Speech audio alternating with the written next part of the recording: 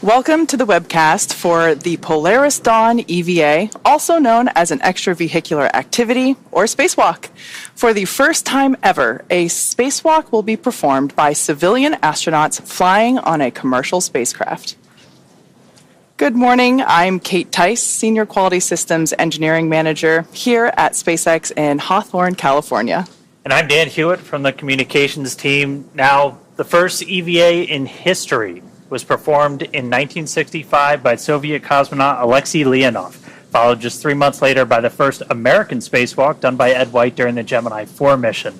From those humble beginnings to walking on the surface of the moon, repairing satellites, building space stations in orbit, spacewalks are really a core component of human spaceflight. While EVAs are well-established procedures for NASA and other space agencies, this will be the first spacewalk using commercially developed hardware and procedures, and SpaceX's brand new EVA suits, which we debuted earlier this year. Now, we've tested extensively in vacuum chambers here on Earth, but this is the first time that the suits will encounter the vacuum of space. And on board the Dragon spacecraft right now is the Polaris Dawn crew. Starting off, you got Mission Commander Jared Isaacman, Mission Pilot Scott Kidd Poteet, and for the first time ever, we're excited about this, 2 SpaceX employees, Mission Specialist Sarah Gillis and Anna Walker Menon, who's serving as the Mission Specialist and Medical Officer. 4 members of the crew have been orbiting Earth for 2 days since they lifted off from Launch Complex 39A at Kennedy Space Center on Tuesday, September 10th. That adds up to about 15 to 16 orbits around the Earth every single day and counting. On day 2 of the mission, as you can see there on your screen, Dragon fired its forward Draco bulkhead thrusters to send the spacecraft soaring higher than any Dragon mission to date, reaching the highest Earth orbit ever flown. The crew topped out at more than 1,400 kilometers, breaking the record set by Gemini 11 a half century ago when that spacecraft reached 1,373 kilometers. This was also the farthest from Earth for a crewed spacecraft since the last Apollo lunar mission in 1972. Since that time, Dragon has gradually lowered its apogee, or the highest point in its orbit, as the crew got ready for the spacewalk today. They started to don or put on their EVA suits just a little bit of time ago, and they've been undergoing a process called pre-breathing, where the atmospheric pressure inside Dragon is slowly decreased and oxygen is increased to prepare their bodies for the EVA suit environment.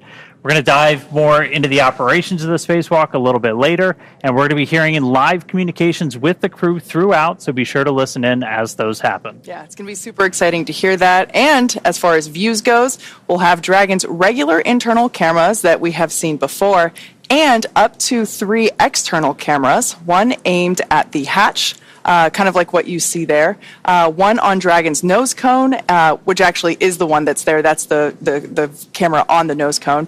And one on the newest piece of hardware that you see there in that view. That is the Skywalker, which we will come back to shortly. We may also have helmet cameras that will give us a first-person view from the crew, which will be incredible. Now, since we are not using Starlink to enable views today, there will be moments of expected loss of signal due to ground station coverage. So those views may be interrupted from time to time, but generally we expect to get some great shots today. And as of right now, we're less than an hour away from the start of the EVA. For now, though, let's learn a little bit more about the mission and our crew. The Polaris program is a first-of-its-kind effort to rapidly advance human spaceflight capabilities while continuing to raise funds and awareness for important causes down here on Earth. Today's goal is to demonstrate critical operational capabilities that are going to serve as those building blocks to help further human space exploration. Polaris Dawn mission has a lot of first-time objectives, so the Polaris program chose a crew of experts who know each other so they can tackle this mission's challenges as a team. First up, Mission Commander Jared Isaacman also served as the commander of Inspiration 4, the world's first all-civilian mission to space. Jared holds several world records, including 2 speed-around-the-world flights in 2008 and 2009 for the Make-A-Wish Foundation. He has flown in over 100 air shows as part of the Black Diamond Jet team, dedicating every performance to charitable causes. In 2011, Jared co-founded what would become the world's largest private air force, Draken International, and that trains pilots for the U.S. Armed Forces. In addition to his role as CEO of Shift 4, Jared is an accomplished pilot and astronaut with over 7,000 flight hours. Next up, mission pilot Scott Kid Poteet, who served as the mission director of Inspiration 4, and he goes by the nickname Kid, which is also his call sign. He's a retired U.S. Air Force Lieutenant Colonel. Kid served for 20 years in roles that included commander of the 64th Aggressor Squadron, Thunderbird No. 4 demonstration pilot, U.S. Air Force Weapons School graduate, operational test and evaluation pilot, and flight examiner. He's a command pilot with over 3,200 flying hours, logged over 400 hours of combat time, and following his Air Force career, Kid served in various roles, including Vice President of Strategy at Shift 4. Mission Specialist Sarah Gillis is a lead space operations engineer here at SpaceX, and she's responsible for overseeing our astronaut training program. She helped prepare NASA astronauts for the Demo 2 and Crew 1 missions, and most recently directly trained the Inspiration 4 astronauts.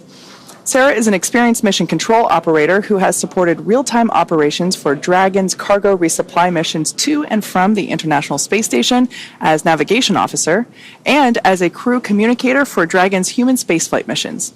In 2015, while studying at the University of Colorado Boulder, Sarah started an internship at SpaceX before moving into the astronaut training program full-time.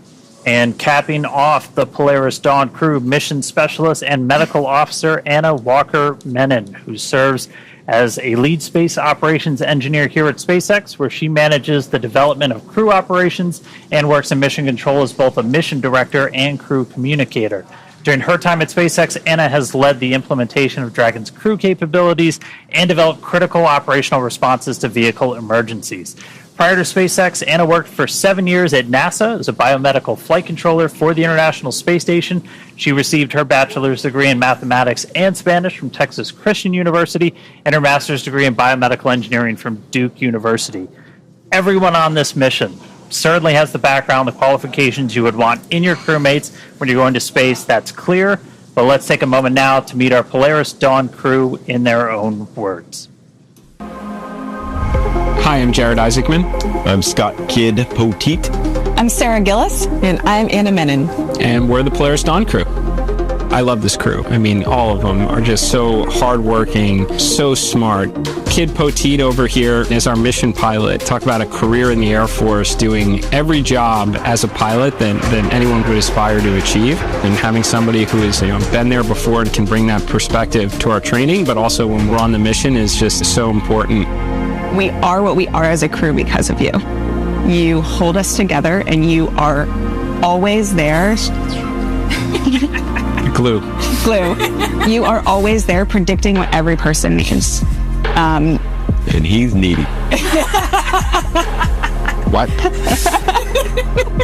Our commander, Jared, I think he is incredibly sharp. That's right. Something I have just witnessed over and over is that he's always like 5 steps ahead of everybody else. He's a visionary. He wanted to make it bigger than just himself going to space. It was about how we could contribute and support organizations here on Earth, as well as continue to push the envelope for space exploration. So Sarah Gillis, the technical competence we don't get out of any engineering update or brief or go through a procedure or debrief without getting into the weeds and making sure every T is crossed, every I is dotted. She holds my feet to the fire when we need to understand the systems and the operations. It's her intellect. Every time she speaks, every word is so thoughtfully prepared that served her in her role as core. It served her in her role as a trainer. Anna, you have this incredible joy that you bring to everyday life. It is infectious. It makes us all smile. Feels like she always has this big picture. Doesn't necessarily always speak up on it, but when she does, it's like time for everybody to stop and listen. And then as a biomedical engineer and a background like that inspires like a ton of confidence that we go up there if people aren't feeling right, that she's going to be there to take care of her. I cherish all the moments that we've had in these experiences, and we're just so excited to go to space.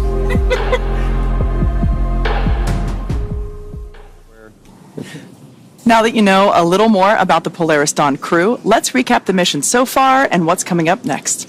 Since liftoff and getting to their initial orbit on day 1, the crew has been quite busy. The crew had a few meals, got some rest, and spent a few hours demonstrating the EVA suit's pressurized mobility to verify positions and accessibility in microgravity. The crew also prepared the cabin for the EVA and, of course, had an opportunity to talk to their families and check in. As I mentioned earlier, on day 2, Dragon proceeded to a high apogee of more than 1,400 kilometers, higher than any Dragon mission to date. This was also the farthest from Earth for a crewed spacecraft since the last Apollo lunar mission in 1972. In preparation for the spacewalk, Dragon has been executing a series of apogee-lowering phasing burns.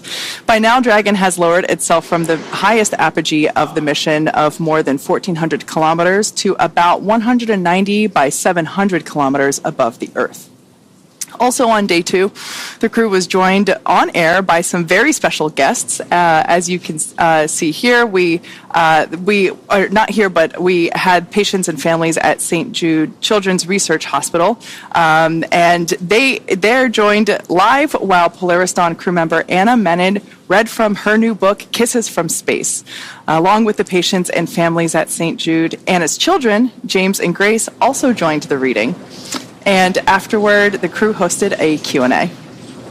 And speaking of St. Jude, for this mission, the Polaris Dawn crew enlisted the help of childhood cancer survivor Liv to create the mission's zero-G indicator.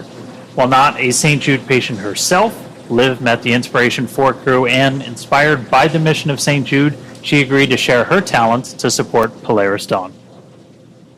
My name is Liv, and I spell it L and then an apostrophe mark.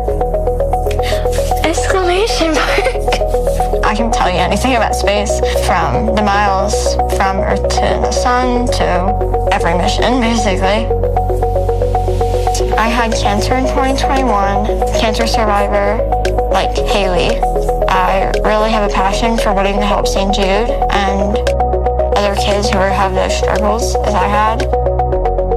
So I first met Liv a couple days after I got back from space at our splashdown party, and I got to meet her family, and they told me about her journey that she was on. I remember that she gave me a card she had written, and it said, "Thank you for helping other kids with cancer like me. I hope to go to space like you someday." and my eyes just filled with tears whenever I read that. Basically, my one passion is to be the first child in space. Liv was really close with the Polaris Dawn crew, and they asked her to design the zero-G indicator.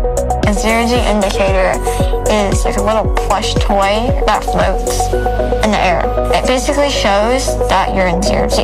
They kind of hide it over in the corner, and then once you hit zero-G, it'll float up and reveal itself. My main idea for asteroid is based on Elon's dog, Loki. I've always loved Shibas. They've always been really cute. And then when I heard Elon got Loki, I was like, done. I love her.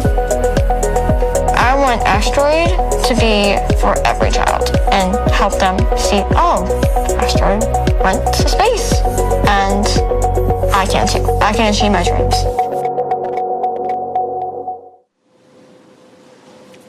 We are also flying Liv's original drawing that you see there that was used to design the zero-G indicator, which we plan to return to her after it has flown in space. And while her design was inspired by the working dogs of St. Jude Children's Research Hospital, all donations from the sale of Asteroid will be general donations to St. Jude. The Inspiration 4 mission helped raise more than $240 million for St. Jude Children's Research Hospital, and Polaris Dawn will continue to raise funds and awareness for St. Jude while partnering with the organization to provide healthcare in underserved communities around the world. Now, if you want your very own asteroid, they are available at shop.spacex.com and polarisdawn.com. I did just look. Unfortunately, they are sold out right now, but there are more on the way. So be sure to check back at those sites to catch one of your own, myself included. I missed the first drop, so... I snagged one. I got in there. I got a kid who nice. needs one. Yeah. All right, now... The first phase of the spacewalk, the preparation, actually started just about 2 hours after the crew reached orbit. And this is when the pre-breathe process started. That's when the oxygen levels started to increase incrementally as the cabin pressure inside Dragon was started to get incrementally lower. The pre-breathe process is designed to decrease the amount of nitrogen in the body, which then reduces the risk of decompression sickness, which can happen as atmospheric pressure lowers. Protocols like this are used for any spacewalk done today and might feel familiar to anyone here on Earth that has gone scuba diving and done a decompression stop after ascending from a pressure in deep water back up to the surface. And to do all this, Dragon's just been slowly decreasing that cabin pressure. That allows the crew to acclimate each time the pressure gets lower. As they get ready for the lower pressure they'll be in the suit during the spacewalk itself. They've got the ability to pause the process if they experience any discomfort, but the ear equilibrium just kind of naturally adjusts as the pressure decreases. It's kind of like when your ears pop when you change altitude in an airplane. All 4 astronauts are going to be suited for the spacewalk today because Dragon does not have an airlock. That's also kind of why the entire cabin is going to be depressurized. That's why we have this kind of unique pre-breathe process with this stuff today, too. All that brings us to now. So far, the crew has prepared the cabin for vacuum, which includes securing all loose items that they don't want floating around. They also completed medical checks, suit inspections, and final checkouts of the oxygen, venting, and nitrogen repressurization systems. After that, it was time to put on their EVA suits. And now Jared and Sarah will be exiting the spacecraft today, while Kid and Anna will be supporting from the inside. Crew in the outer 2 seats, Kid and Anna, are going to be fully strapped in, and then the 2 in the middle seats, Jared and Sarah, are just going to be lightly secured ahead of the spacewalk, since they're going to be moving around and eventually heading outside. As we listen into comms during the EVA, you may hear the crew referred to as EV1, which is Jared, and EV2, which is Sarah. Support 1 is Kid, and Support 2 is Anna. Again, they will not exit the Dragon during the EVA, but make no mistake, they are very much performing an EVA just the same, and their data is being collected as well. Once everybody's in position, the seats are going to get rotated upright. Generally, they stay in the recline position for the majority of the mission, but we're going to rotate those upright during the EVA just to give more room to move about. After that seat rotation, the crew verifies that their heads-up display, or the HUD, on their helmet visors are turned on, operating as expected. This is how the crew will actually be able to keep tabs on the health of their suits, and they'll get some other stats of their suit operation during the spacewalk. And that will take us to the first official go, no-go checkpoint to determine if the EVA can proceed. After an operations brief from the SpaceX team, the crew will announce their go, no-go status, and then it'll be time for the spacewalk to begin. It's expected to last about 2 hours from the time that O2 begins flowing to the crew's suits until we complete the repressurization of the cabin. And just prior to we get to cabin venting, pure oxygen is going to start flowing to the crew's suits. That's when the EVA clock will start, so keep an eye on that. And this all gets followed by a suit leak check. We'll do the leak checks. Once those look good, Mission Control will start to vent the cabin, just removing the air in order to lower its pressure down until we can get to hatch opening. Next, Dragon will use its Draco thrusters to reposition itself so that the trunk is facing the sun. This will help keep temperatures, communications, and spacecraft power stable during the spacewalk. At this point, the crew should be ready to open Dragon's hatch and exit the spacecraft. After the hatch gets opened, EV1, that's Jared's call sign during the spacewalk, he's going to be the first to exit the spacecraft. He's going to go outside and he's going to do a series of mobility tests. These are kind of the core component of the spacewalk today. He's going to basically take the EVA suit through the paces. It's going to take about 15 minutes before he climbs back into Dragon. After that, EV2, or Sarah, will step out into space to perform the same tests of her EVA suit before she then climbs back into Dragon. In addition to these suit mobility tests, Jared and Sarah will also evaluate Dragon's new Skywalker hardware. We'll talk more about that in just a bit. And then after she's completed her test, Sarah will stand by near the hatch for the actual closing. And at this point, after the hatch is closed, the EVA is not over. The hatch door gets closed, and then the cabin has to be repressurized. We've got to get all that atmosphere back inside. After we start introducing that atmosphere, we'll do cabin leak checks. Once those leak checks are complete, the crew will return to their seats, and the EVA will be complete when the cabin pressure has returned to nominal. So, for now, the crew is suited up and awaiting final checkouts and EVA venting, which will bring in Dragon to vacuum. With everything on track, we're about 45 minutes or so from the start of the spacewalk. And before we get there, though, we're going to expand the desk a little bit. We're happy to be joined by former NASA astronaut Mike Hopkins. We were fortunate to have him tune in with us during the launch, and now we've got him to talk to us a little bit about spacewalking today. Good to see you, Mike. Yeah, it's great to be back. It's great to be back here in Hawthorne with you tonight on this very memorable night for sure. Yeah, absolutely. Now, EVAs may be new to SpaceX, but you have participated in 5 yourself while you were on the International Space Station and spent a total of 333 days in space. That's pretty cool. Yeah, I mean, I was very fortunate on my 2 missions. The first one was back in 2013, and I went up on a Russian Soyuz, and on that one we had 2 spacewalks. And the interesting thing about those spacewalks is they weren't planned. They were what surprise. We call, they were a big surprise for us. Contingency spacewalk, and of course, surprises happen at Christmas because that's when we actually went out the door. Our second walk was on Christmas Eve, and that was pretty exciting to be doing a spacewalk as everybody was getting ready to celebrate Christmas. You guys were down just here helping deliver presents. That's right. That's right. And then your first flight was on the Soyuz, but your second one, you were the commander of Crew 1. I mean, that was obviously really huge for everybody here. That was big for me. I was there with you at NASA still. That was a huge moment. That was the first long duration mission to the space station on Dragon. And I mean, you really got to know Dragon probably more than anybody because you actually got to call it home while you were docked up there. That's right. I tell you, it was quite an honor to get to be a part of that crew, to get to command that crew, and it was a great, amazing group of people. Not only Victor, Shannon, and Suichi, but also everybody that helped get us there at SpaceX and at NASA. But yes, you're right, Dan. While we were on board, we didn't have enough crew stations, and actually, you can see a picture of where I slept while I was on board for that second mission, and it was actually quite comfortable. And one of the best parts about being able to sleep on Dragon is that I had a view. I had the window, and our other crew quarters did not. So I've got some amazing pictures from my time staying in Dragon. That's amazing. It's great to have you here. I had the pleasure of watching you launch In person, I was hosting the Crew 1 launch from the NASA press site, and it was just so cool to see everything light up and just watch you ascend to the station where you made it your home. It was also so great to see you here around campus during your training period, to seeing you here on the mez having lunch, and that was really cool. And during that time, you got to get to know the SpaceX team pretty well. In fact, Anna and Sarah were two of your trainers for Crew 1, weren't they? They were, yes. And I got to, for the launch, we saw some of their videos of training, and I thought it was kind of fun to see them as trainees, and somebody else getting to test them all the time. So it was pretty neat to get to see that.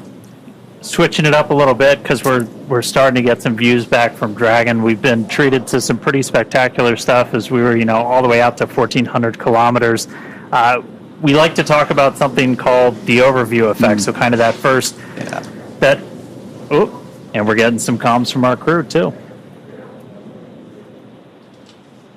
Yeah, I'm not. SpaceX Dragon radio check. Catch loud and clear, kid. Help me. Catch loud and clear.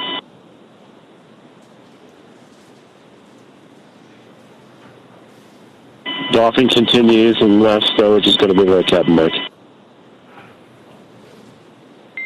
Cover that, kid. Make that dawning. All right, some quick comm checks. We heard Kid that Scott Poteet, he's going to be one of the support crew in there today. So our first comms down as we get ready for the spacewalk. But we're looking out the view. We're looking down at Earth, that overview effect. What's it like the first time you get to space, you get to look back, and I mean, you can see horizon to horizon, the whole Earth below you. It's kind of funny, Dan, because the overview effect is definitely real. But when I first got to space on that Soyuz, how many years ago? Almost 9 years ago, I had this really weird feeling of falling. And so when I looked out that window the first time, I wasn't really thinking the big thoughts of an overview effect. I was kind of thinking, like, what is going on with my body right now? This feels really... That's pretty, but oh no. But again, fortunately, when you have time to be in space, you do have an opportunity to experience that, and it is definitely true. You'll hear people talking about that small sliver of atmosphere, and you see that, and that's what's keeping us alive. You see a world without borders, which is incredible. But one of the experiences of the overview effect that I had was that that it gives you that sense of answers, but it also, for me, gave me a lot of questions and made me realize that there's a lot of this world I don't really know much about. The other parts, other countries, other societies, cultures, languages, and so sometimes it brought as many questions as it did answers. Wow. Hopefully a bunch more trips then, right? That's right. Yeah. That's right. Now, for those of us who have never been to space, it can be hard to imagine looking down from there here at planet Earth. Space photographer and author Frank White originally coined the term the overview effect in a book of the same name. Here's a little more on the phenomenon that few of us have yet to experience. The overview effect is that sensation or that feeling that you get when you see our whole world from the perspective of being outside of it. It ranges the whole spectrum from like how delicate the Earth may appear because, it's only this thin blue line that separates this habitable atmosphere of our home planet to, the vacuum of space. It's hard to comprehend what the impact is going to be when I first see Earth from space. It just reminds us of how fragile our planet is. One of my roles on this crew is to shoot as much footage as we possibly can so we can bring it back and share it with the world. The big picture awareness that you gain from that sort of perspective when you were, journeying amongst the stars and see our entire planet as we know it there outside of your window, and kind of the philosophical and the many different emotions that it provokes inside of you when you see it that way. We have barely begun our journey to explore the worlds around us. And that hit me right when I saw the moon rise around Earth and saying, like, come on, it's been 50 years. We got to get back there, and we got to get to Mars, and we got to figure out how to get out of our own solar system and try and figure out what this is all about. There's so much incredible footage that crew members have taken from space and that you see from satellites. I think it's one of the things I'm looking forward to most on the mission is getting to see the Earth from that perspective. I can't wait to share what that experience is, but I guess I'll have to let you know once I get back. And I mean, I think I speak for a lot of SpaceXers. Seat 4 is next, support 2 is next, and then EV 1 and 2 are shortly behind. Copy on that crew status. Getting a quick crew status from Kid. But yeah, I think I speak for a lot of SpaceXers. We really want to get up there and see that view, to feel that effect, to experience that, and being able to see it just from Dragon, and pretty soon getting able to see a couple of people go out of Dragon for the first time in a spacewalk. I mean, spacewalks are kind of like living on the edge with spaceflight. It's always really cool.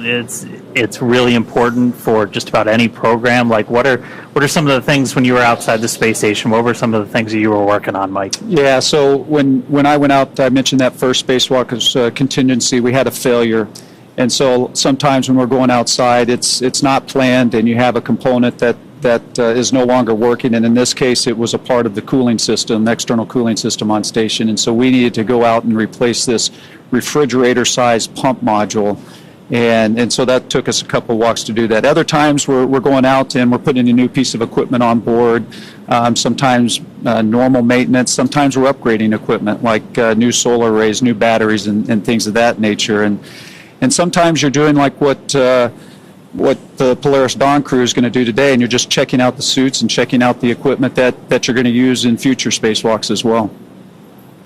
Now, with all of the experience that you have up there, I'm guessing there might be an EVA experience or achievement that you are particularly proud of? Well, I'm proud of every one of them. Right, when you get out the door and then you come back in safely, I think that's what everybody wants to do. SpaceX, for awareness, we're going to be commanding a couple fans right here. You'll hear them run, but then we'll also be turning them off. No correction required. Copy. Actually, if I can, I'm just going to jump in on that. Absolutely. That's actually a very important call that was made. You heard him say we're going to turn on some fans, because when you're in space, you acclimate to the sounds around you of the vehicle, and when it changes, all of a sudden, you're kind of looking around at what was that, and so you heard them give them a warning that we're going to turn on some fans, and so that they kind of knew what was going. So that's actually a great call from the ground there, But anyway, going back to those spacewalks where I was outside, and what are you proud of? It takes so much to put these vehicles up into space, and so when you go out on the spacewalks and you know that you're a part of keeping that going, a big part of it is you don't want to mess up, right? Because people are depending on you. And a couple of people watching over your shoulder. That's right. And so when you get back in and they call up and they say, hey, that repair that you just made, everything's good, station's back up 100%, it's like, okay, that feels great. Dragon SpaceX, our fan commanding is now complete.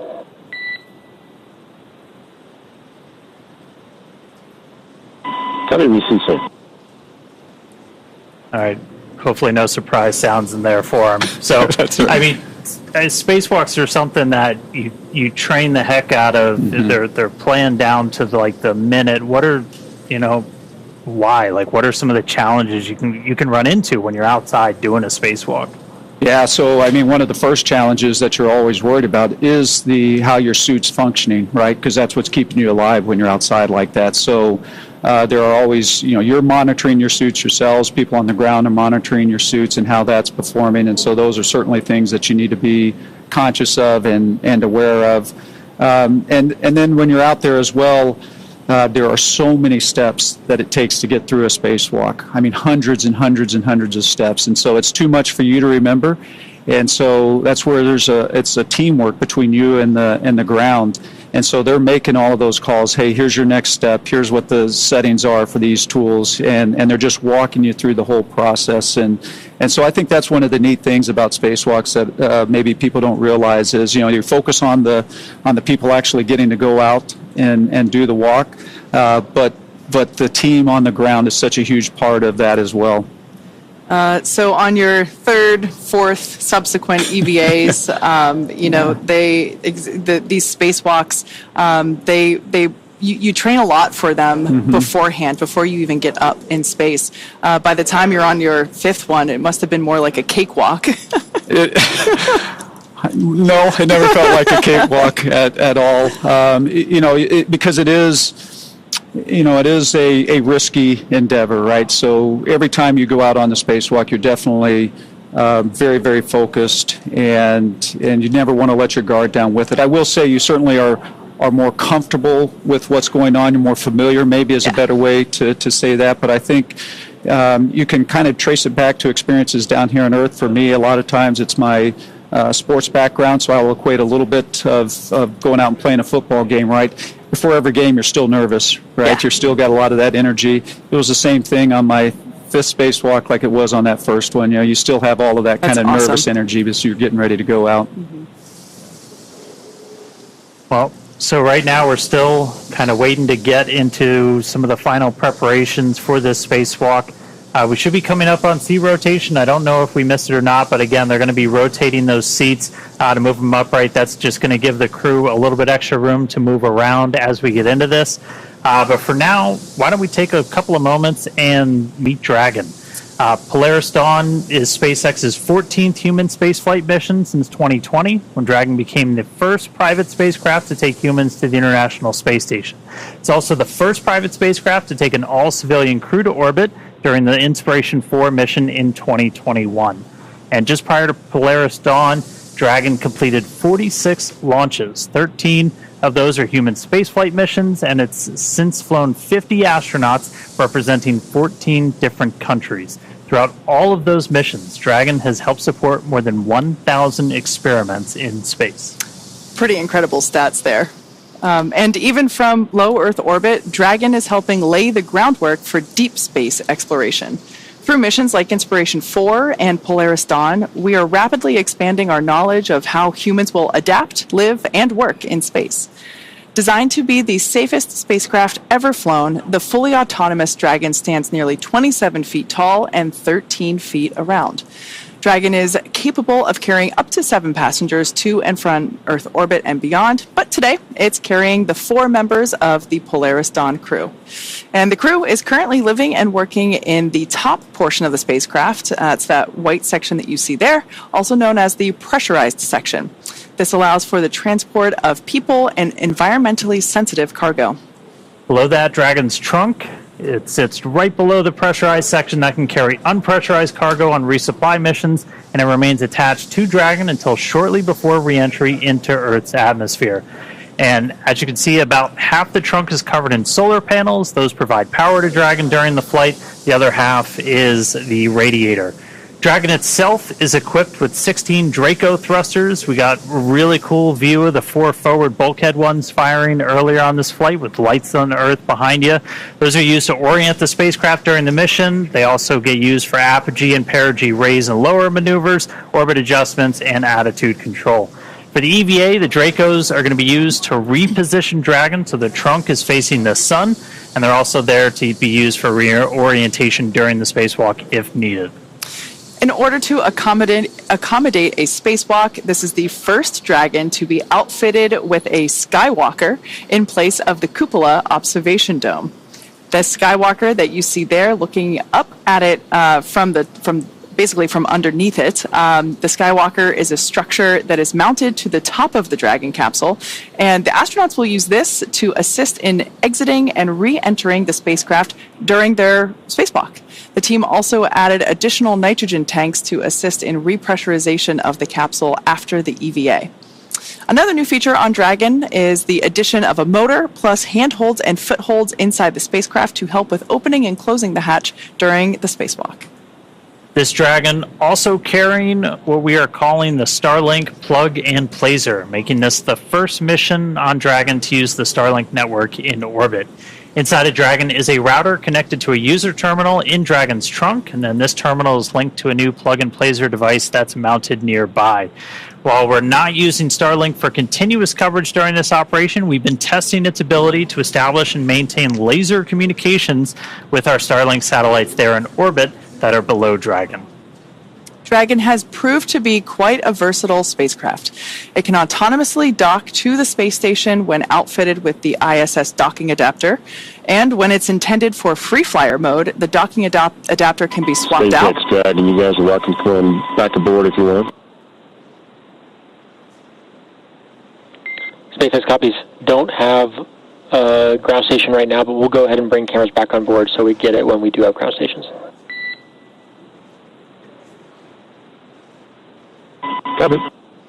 Quick comms there with SpaceX Core from the Dragon capsule. That was the crew just letting the folks here in mission control, letting us know that it's okay to turn the onboard cameras back on once we have coverage for those cameras.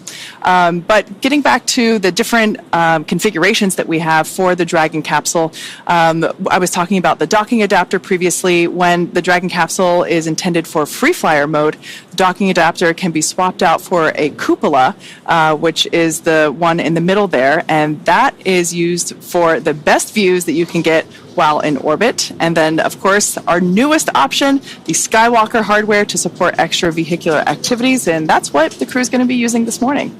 So those are the current 3 ways that Dragon can be configured to support different types of missions. But hey, you never know what's to come. We always got something up our sleeve. That's right. Now, Mike, Crew 1 broke the record for the longest space flight by a U.S. crewed vehicle. It surpassed the 84-day mark that was set by an Apollo capsule during that final flight to the Skylab space station in 1974. What was it like? Because we went over it. You literally called Dragon home during that time. What was it like to live in there? So first of all, I got to say it's pretty exciting because the Dragon that they're using right now is the Dragon that I lived in that took us to orbit. Dragon Resilience. We affectionately called Resilience, and it was an amazing spacecraft. It from a standpoint of living inside it, and again, it a lot of room actually compared to some of the other crew quarters that we had on board, and plus just being able to spend all that time in it. I'd call my family every night before I'd go to bed, and I'd be looking out the window at the Earth as I was doing that. It was very special. Did any of them get jealous because you had the window seat? Well, yeah, there was a little bit of that certainly going on up there.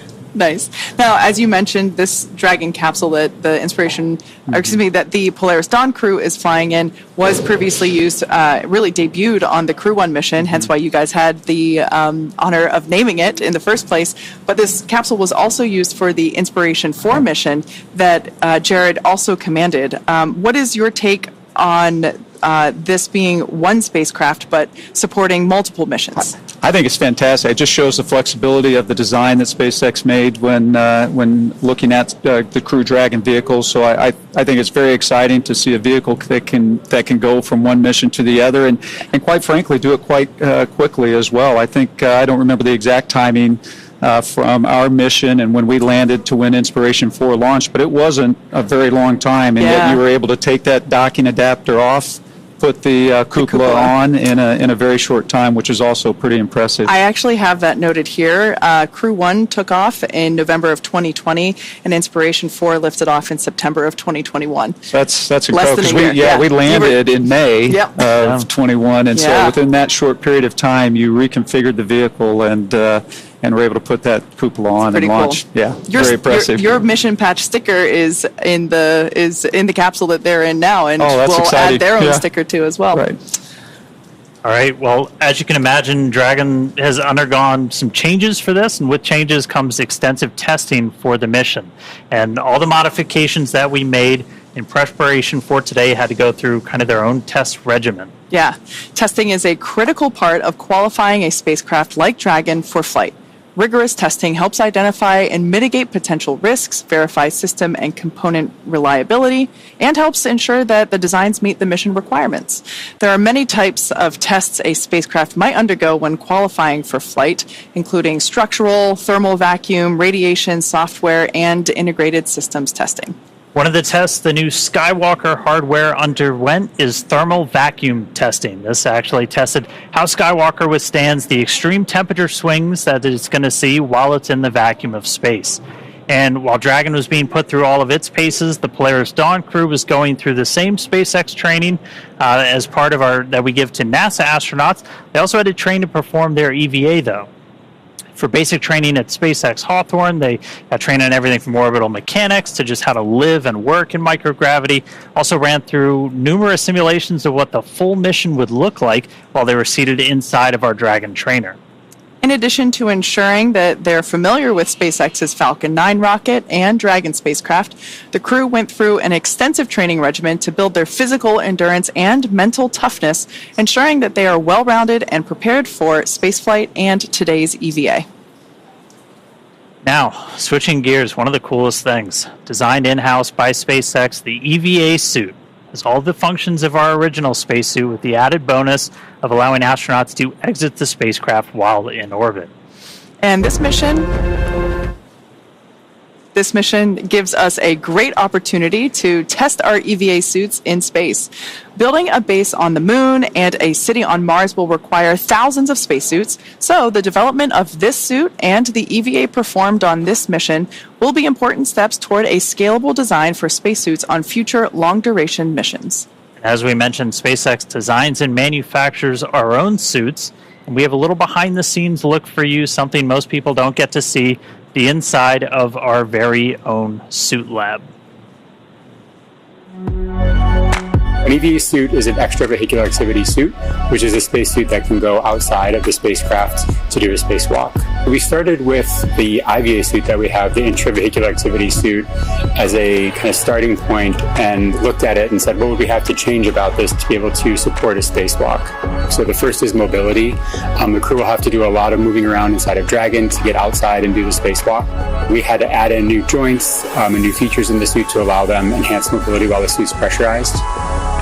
When a crew member is pressurized in the suit, the soft portions of the suit become rigid. They need actual flexure and rotational joints to allow them to move around. It's kind of like a suit of armor made of fabric. We innovated in flexure joints to allow easy bending at the elbows and the knees, as well as a collapsible rotator joint that exists on the shoulder, which allows the suit to remain nearly fully soft, but when pressurized is a rotational bearing. The difference between the IVA and the EVA suit is that on the IVA suit, the zipper system location is in the inseam. But since we needed to have lots of mobility on our EVA suit, that was not the preferred choice. By moving the zipper system from the inseam to the waist, we mitigated the risk of the stress of the zipper. And another big element was also the thermal side of things. The crew is obviously exposed to a much more extreme thermal environment during the EVA. So we want to make sure that the inside of the suit is comfortable for them and that as they interface with parts of the vehicle, that is safe for them to touch as well. The EVA suit is built and designed here at SpaceX in Hawthorne, California. We wanted to have something that's easy manufactured that we can handle here in-house. So we developed this new material, so it's fabric-based. We actually added a new layer to the suit, which we refer to as the Faraday layer, and this is a conductive cage around the suit that shields the suit from external electric fields. The helmet on the EVA suit looks very similar to the IVA suit, but it is really an all-new design of that helmet. It's much more robust from a thermal structural perspective since it will be taking more extreme temperatures. We are really excited to introduce this new single-pane visor helmet to the world of spacesuits. The EVA suit visor is made of polycarbonate and is coated with copper and ITO, or indium tenoxide. These two coatings together reflect the sun away from the crew, as well as reflecting infrared heat back to the crew when they are facing deep space. Our suit has a HUD, or heads-up display, which is a small display screen in the helmet, which is transparent, which allows the crew to see through the display to have unfettered access during their EVA, but it also provides critical telemetry to the crew, so pressure, temperature, relative humidity. We're trying to improve the technology and streamline it in one way, and at the same time, we're also trying to get it more and more manufacturable with each generation. The ultimate goal is that you can put on a spacesuit and go out and get work done anywhere in the solar system and not feel like you're wearing anything more than you normally wear every day.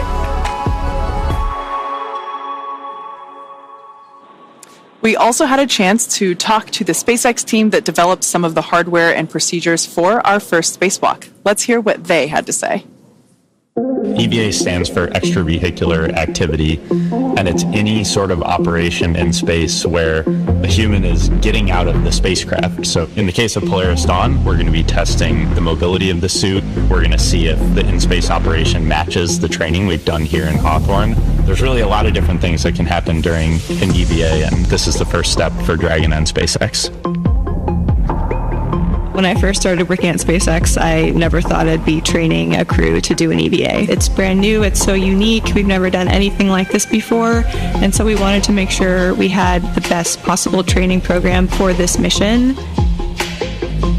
We want to see if we can train a spacewalk on Earth in a way that's representative of what it feels like in space.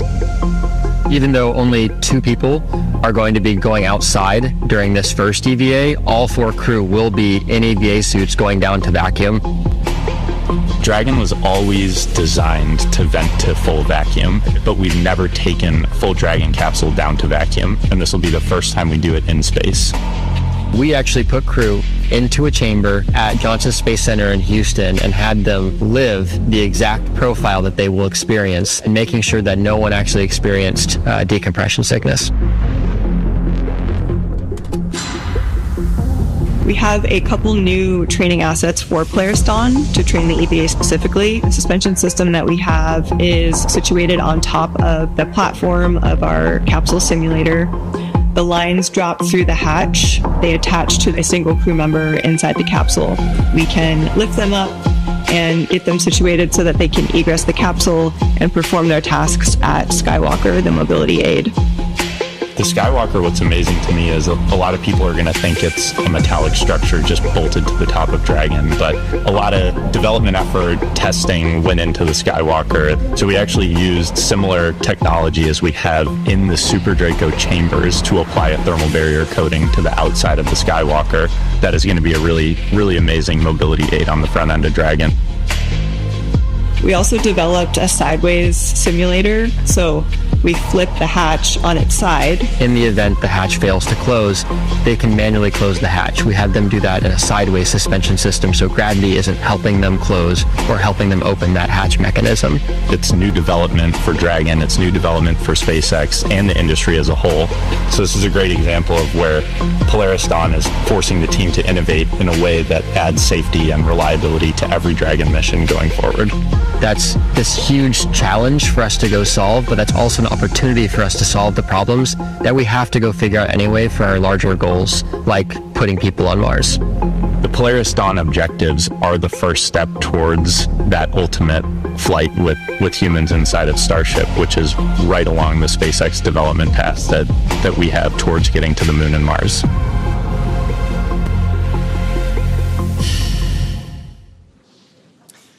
Love seeing how not only the suit, but the space operations for the EVA itself came together and were developed. Now we are still counting down to the spacewalk this morning.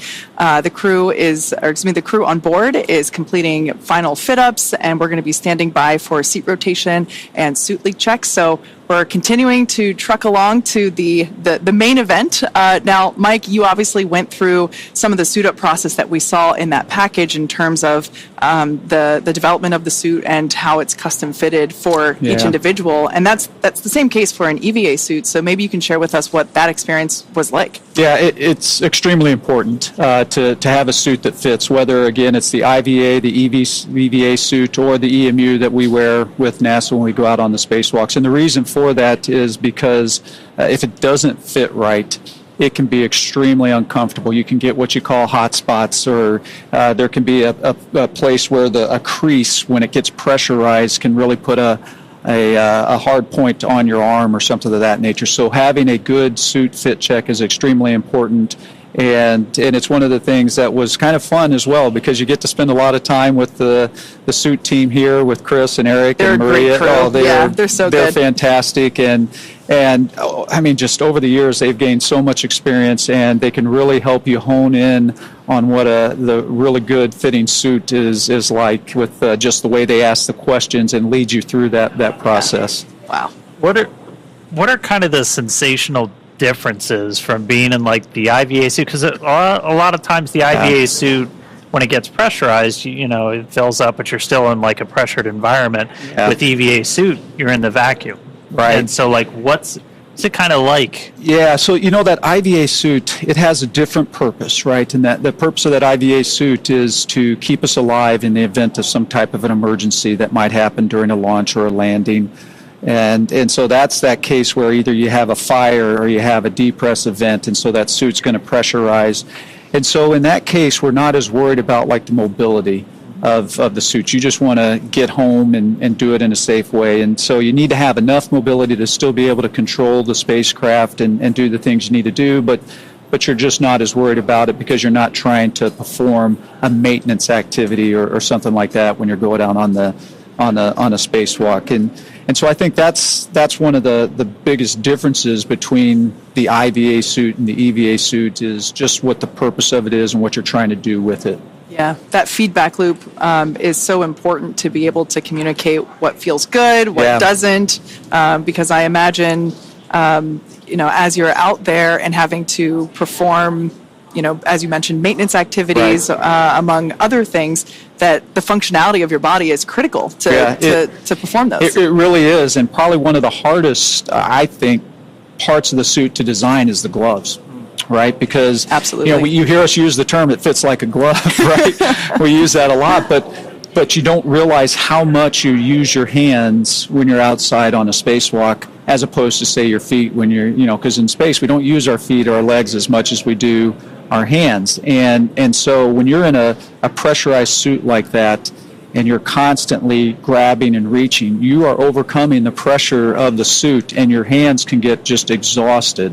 and you can get those hot spots. I had some issues with my EMU gloves when I first started training at NASA, and I would actually get what's called delamination on my fingernails. And so there's just little things like that it really matters how well that suit fits and how well it functions, and so you don't realize how important that is sometimes. Yeah.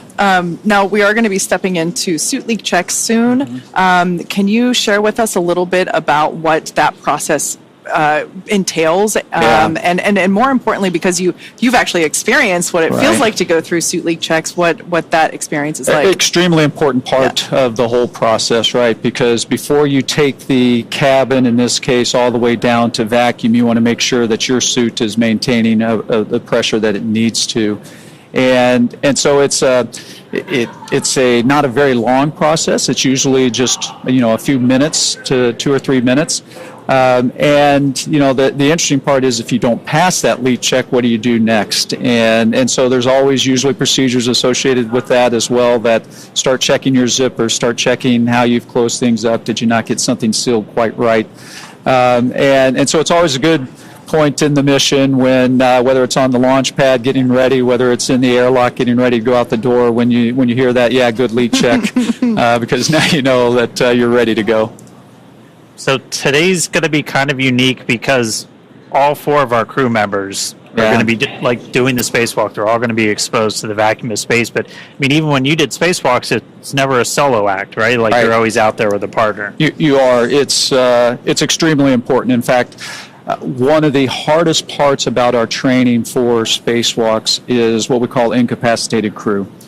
And so you need to always be able to get your crewmate back into the airlock if something should happen, if they should no longer be conscious, and something of that nature. And so we actually do spend quite a bit of time, and that's why it's extremely important for us to go out in pairs, because things can go wrong, and so you want to be prepared for those moments. Yeah, that's a great point, Dan, to make that while only Jared and Sarah are going to be somewhat exiting the spacecraft, all 4 crew members are going to be exposed to the vacuum of space, and it's actually going to set a new record for most number of people exposed to, or not them without a suit, but in the vacuum of gravity all at the same time. Yeah, that's actually interesting. I never actually thought of that piece of this mission, and the fact that you're going to have 4 people on a spacewalk. I know at one point on a shuttle mission we had three folks outside on a spacewalk. And so, that's a big deal and kind of exciting. You know, one of the things we do on the space station, of course, is we have astronauts that are still inside, and if we do get into those emergency situations, they're there prepared to help us get back into the airlock and get unsuited and things of that nature. So, of course, when you have all the crew, it just makes you think about those emergency situations probably in a little bit different way than we do on station. And hey, if you're just tuning in, we are still waiting to really kick off our spacewalk today. So right now the crew is inside the spacecraft. They're getting suited up. We should be hearing some comms from them pretty soon. And then SpaceX Dragon EV1 is completing glove zipper closures, but at this time we are ready for seat rotation. Copy that for seat rotation. Can you confirm crew is ready with the current glove zipper ops?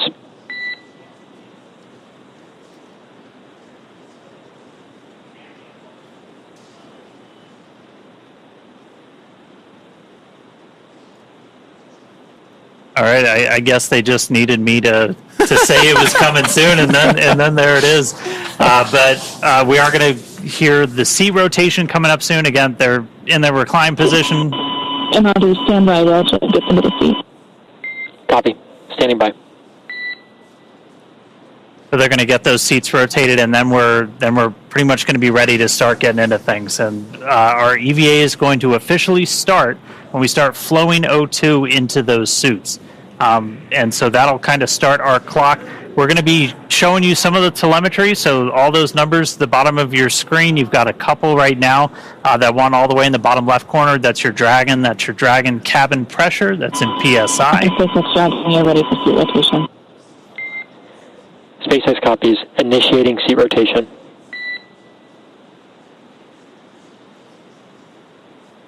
Great news there. That's going to help give the crew a little bit more room to move around during the spacewalk. And after we get through the seat rotation, we'll be able to perform those suit leak checks that we were just talking about. Yeah, before they do that, they'll do what's called a tear. So it's kind of like if you're ever using a scale, you zero out the scale before you put something on it. It's essentially what we're doing with the suits. They'll get like a baseline reading, and then as we start to actually pressurize the suits, we'll be able to measure that against the baseline, make sure everybody's got basically a nice seal before we start that vent. Yeah, that one's pretty important. That was pretty important. Yeah, so a lot of that's coming up. Again, some of the data on your screen, you've got cabin pressure, you've got suit pressure. Dragon SpaceX, seat rotation complete and nominal. All right, seat rotation's complete, so now they're going to start doing that tear, getting ready. Dragon, copy, do you see the phone? Copy, and can I get a confirmation of completion per the call out in 2.18?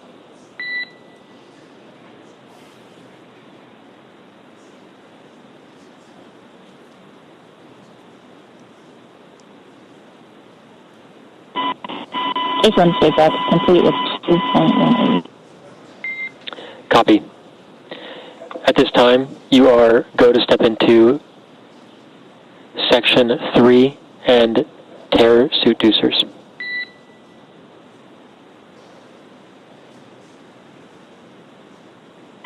Copy, stepping into it. Just a quick reminder, in case if you missed the top of the show, we're going to be referring to the crew a little differently for the EVA activity than we were previously. So we heard Anna talk EV1. That was referring to Jared. So basically his call sign for this spacewalk operation is EV1. Sarah's call sign will be EV2. Anna will be support 2, and Scott will be support 1. Also, Scott and Sarah are switching seats. Perhaps they already have. Yeah. Copy, standby for HUD power for pressure sensor checkouts. Okay, so our suit tear completed. Up is going to be the HUD checkout. So the HUD, your heads-up display. Very excited about this. Really excited about this. And Mike, I'd love to kind of get your perspective on this real quick. We do have on your screen, though, that's your seat order. So you've got EV1, Jared is in that seat. He's going to be in that seat right now, but once we actually get ready to open the hatch and everything, he's going to be positioned kind of over by the hatch. And then Sarah, EV2, is going to be in one of those center seats. Then you'll have Anna and Kid on either side. Dragon SpaceX, suit HUD's powered. Report results of primary sensor HUD checks in 3.2.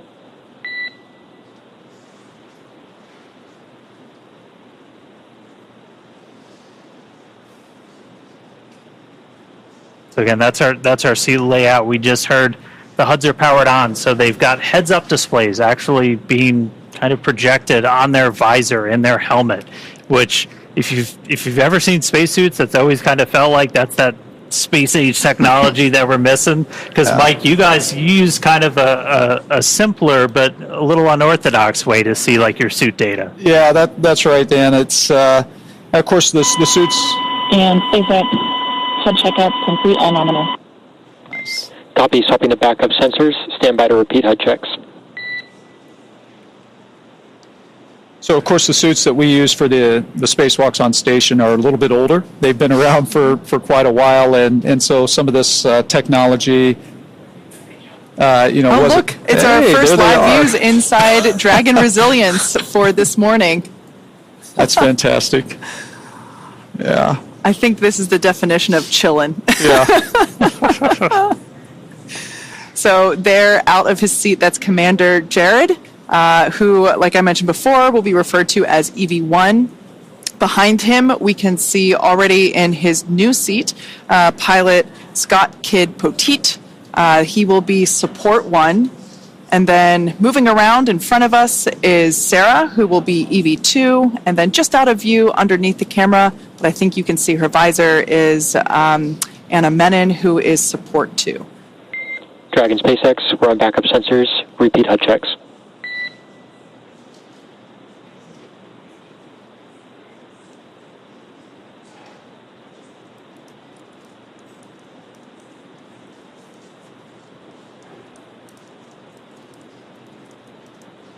The crew's going to check out those heads-up displays one more time real quick. SpaceX, HUD checkouts on backup sensors, all nominal.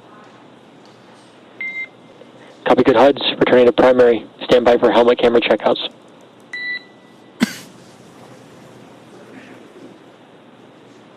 On that heads-up display, they'll be able to see the O2 flow timer. That's kind of like our mission clock, essentially, like once the O2 has started to flow to their seats, and they know they've got about an hour and 50 minutes, just under 2 hours for the whole time. They'll be able to see their suit pressure, temperature. Basically, it's a way to kind of keep an eye on things. And we were talking about it a little bit, Mike, but on the EMU is a little bit different. Yeah, the EMU is certainly different. A lot of that kind of information is on a display right in front of you that you have to kind of look down to see, and it can be pretty challenging to see. In fact, a lot of the information, you have to use a mirror on your wrist to be able to read it and know what you're controlling as well. You mentioned the timer.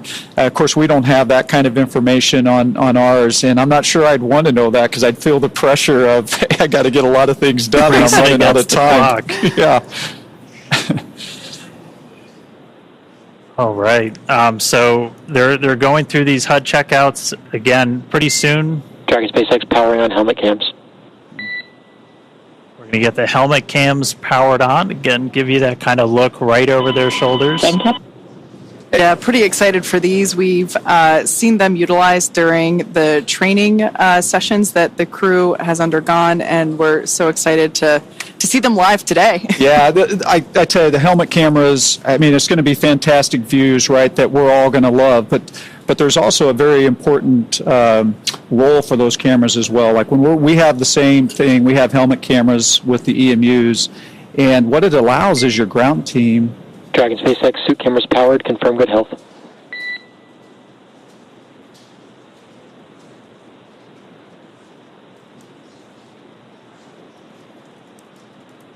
So it really allows your ground teams to kind of be able to see what you're doing and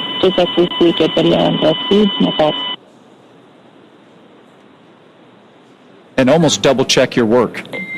Copy. Checkout's complete. HUDs will remain powered.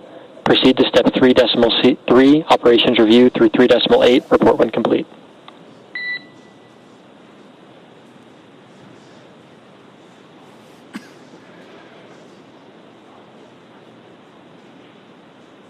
All right, so we got through HUD checks, we got cameras on, powered, ready to go. So right now the crew is going to go through, they're going to do kind of a final review of all of their procedures.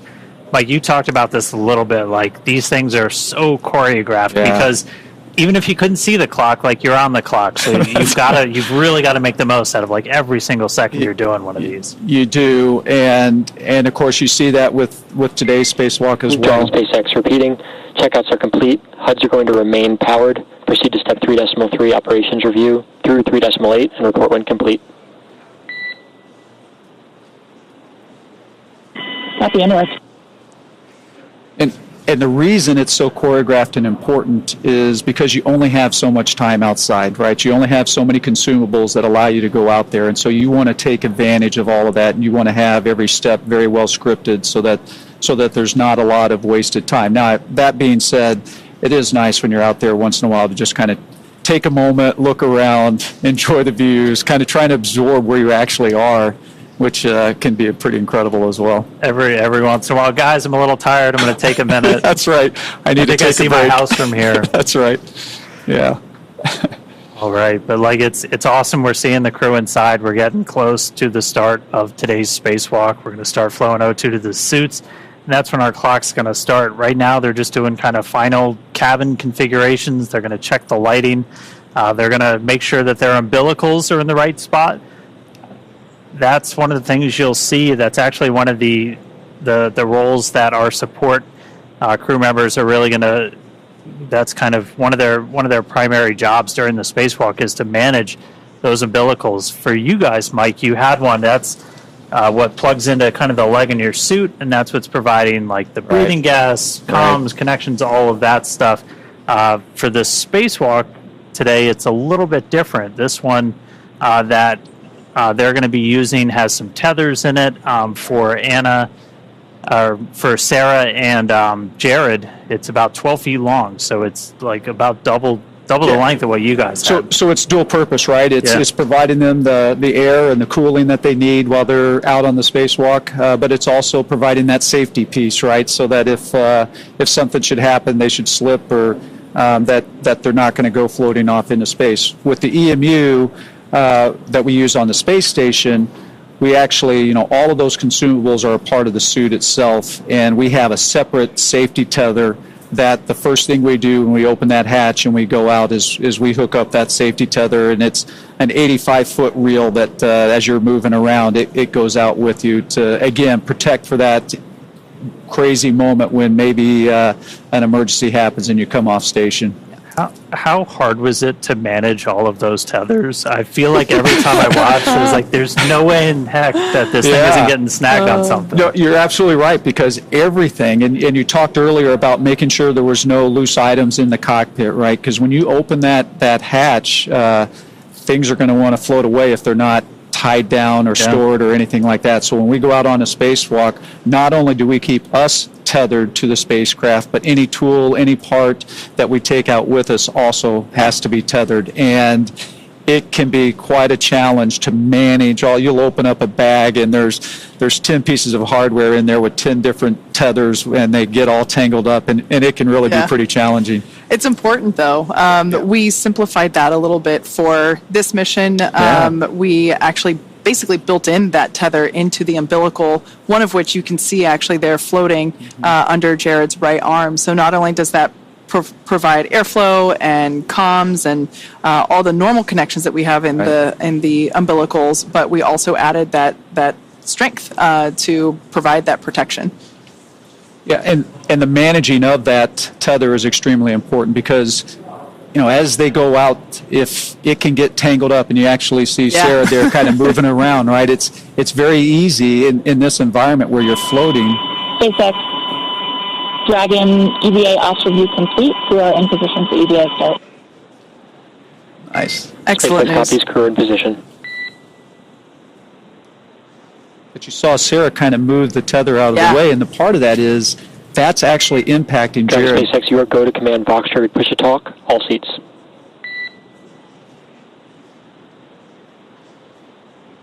Copy, North.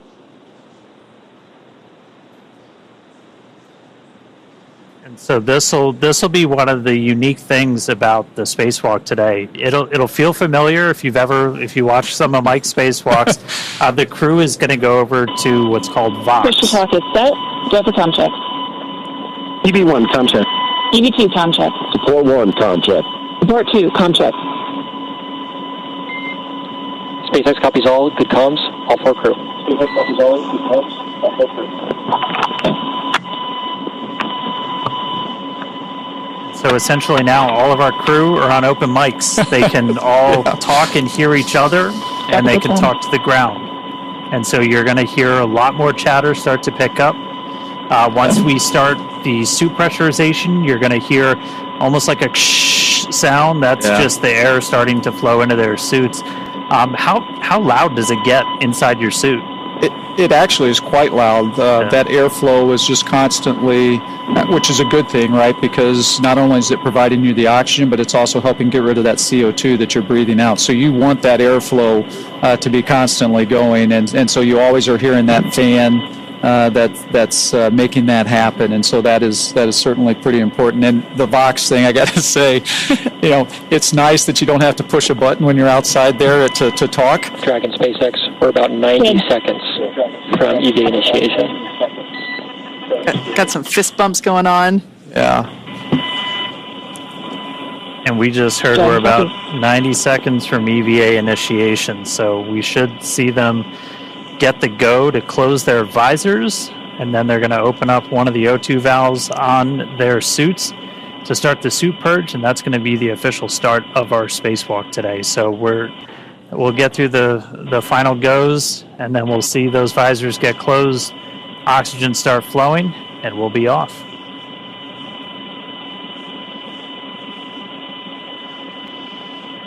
I love how everyone looks so calm and collected right now. I think that's a great visualization of just all the extensive training that they've gone through to get to this point. This has been years in the making.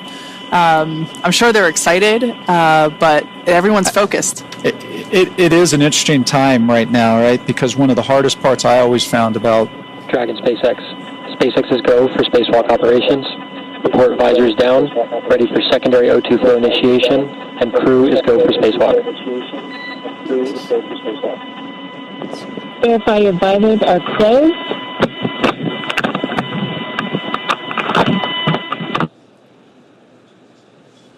Secondary O2 valve is open.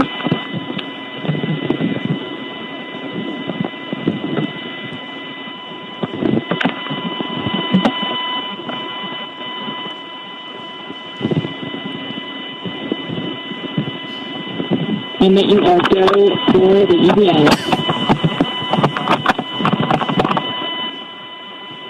EV1 is go.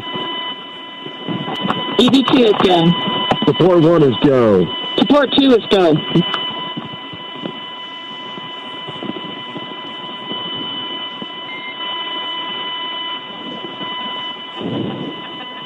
Dragon SpaceX initiating secondary O2.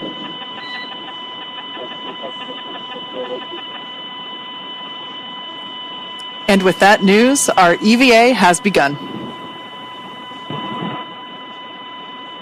So you're going to hear it referred to as primary and secondary O2. Primary is going to be that primary flow of oxygen to pressurize. Secondary is largely putting oxygen into their suits to help with cooling, but secondary is the first one we turn on. And so our O2 flow timer has started. The EVAs start at 3:12 a.m. Pacific. I'll do the math on UTC in a little bit.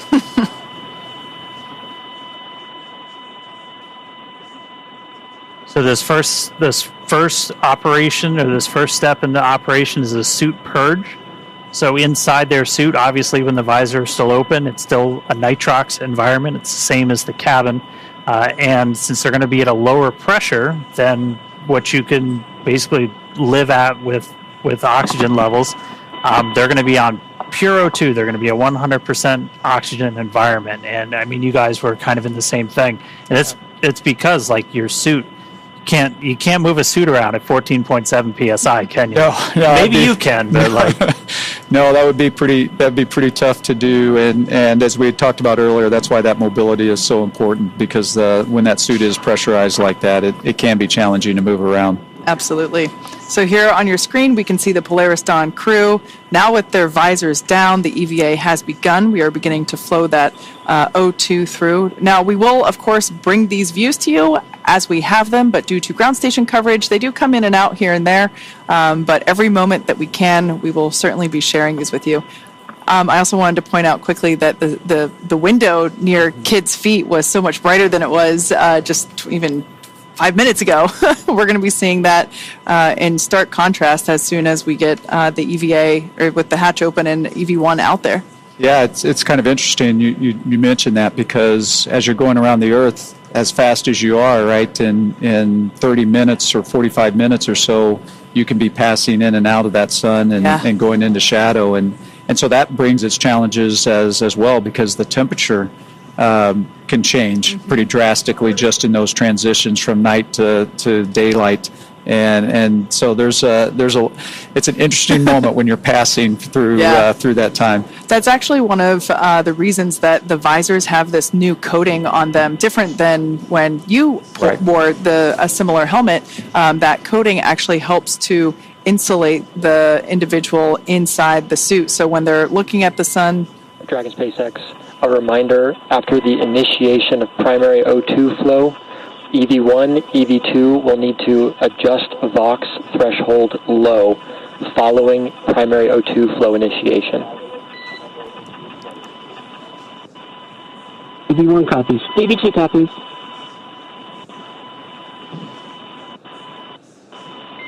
Dragon SpaceX, secondary flow purge complete.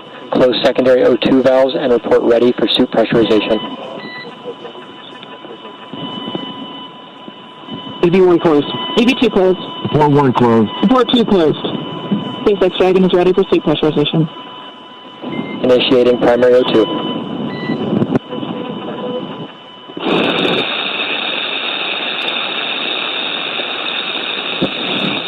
This is normal. This is with the airflow coming through the crew members on VOX, meaning that their microphone is on the whole time. So Sarah and Jared are going to be adjusting their audio levels as this flow continues to help regulate that. Yeah, the VOX will kind of attenuate, so it'll sound like this now, but as we get through the spacewalk, it'll kind of come down, and you'll just hear voices a little bit more clearly. Their voices are actually going to change too. Like, did that happen to you? Did that throw you, Mike, the first time you heard that? It absolutely did. Yeah, because you're talking and you're going, "Who is that?" Right? You don't realize how much different it can sound. Yeah. Your voice can sound in that lower pressure environment. Yeah. Speaking of lower pressure, we can see the pressure changing there with the telemetry in the bottom left-hand side of the screen, so we can see that suit pressure going up, and we're able to keep tabs there as well with the Dragon pressure. So Dragon on the far left circle, that's the pressure within the cabin, and then suit, obviously that's the pressure within the suits. So we'll actually be able to, and I think we've kind of been able to see it already, that these suits will inflate a little bit, look a little different.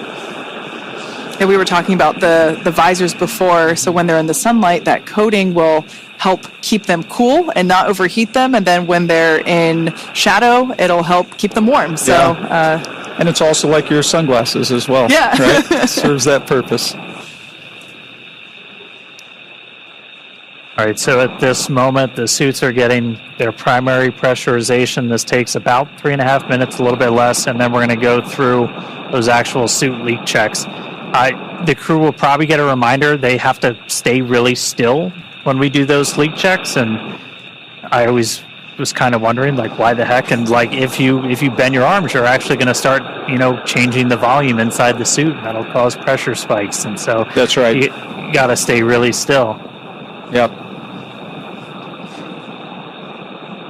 And then after we get through the leak checks, we're going to go through kind of that final pre-breathe where they're going to hang out in that 100% O2 environment just to continue purging all of that excess nitrogen. Suit pressure stable and purge complete. Activate secondary flow on. Report when complete.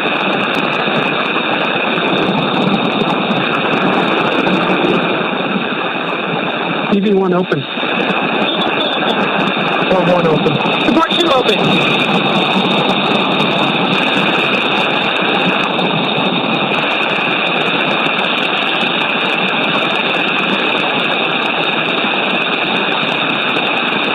And right there, they finished the purge and they did a quick reinitiation of that secondary flow check. Response. Close secondary flow and report when complete.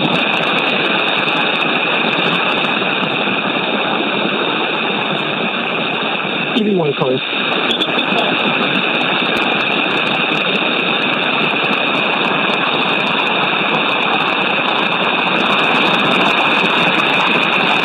Support 2 closed.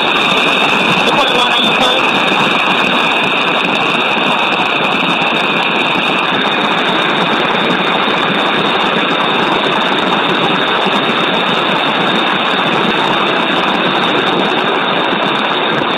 Support 1, SpaceX, can you confirm secondary flow closed? These handles that we see Jared holding on to, these were one of the additions or customizations for this mission that we talked about earlier.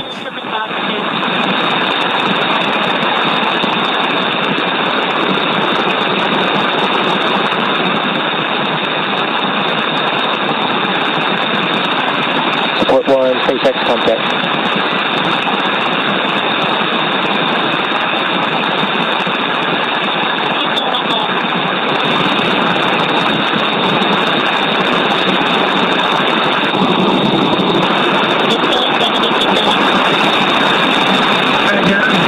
We got you.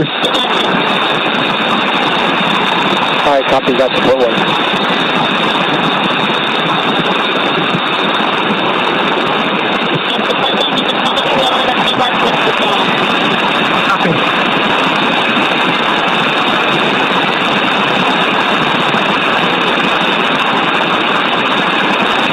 Dragon SpaceX beginning speed check evaluation and then still for leak checks.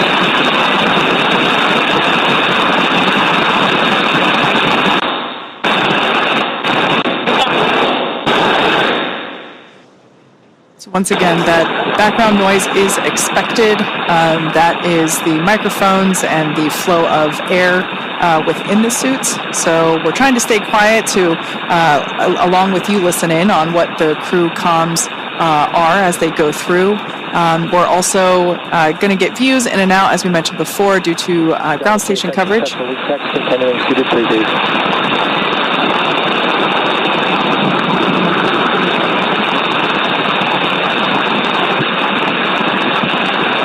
And it is a little bit tough to hear. We just heard, though,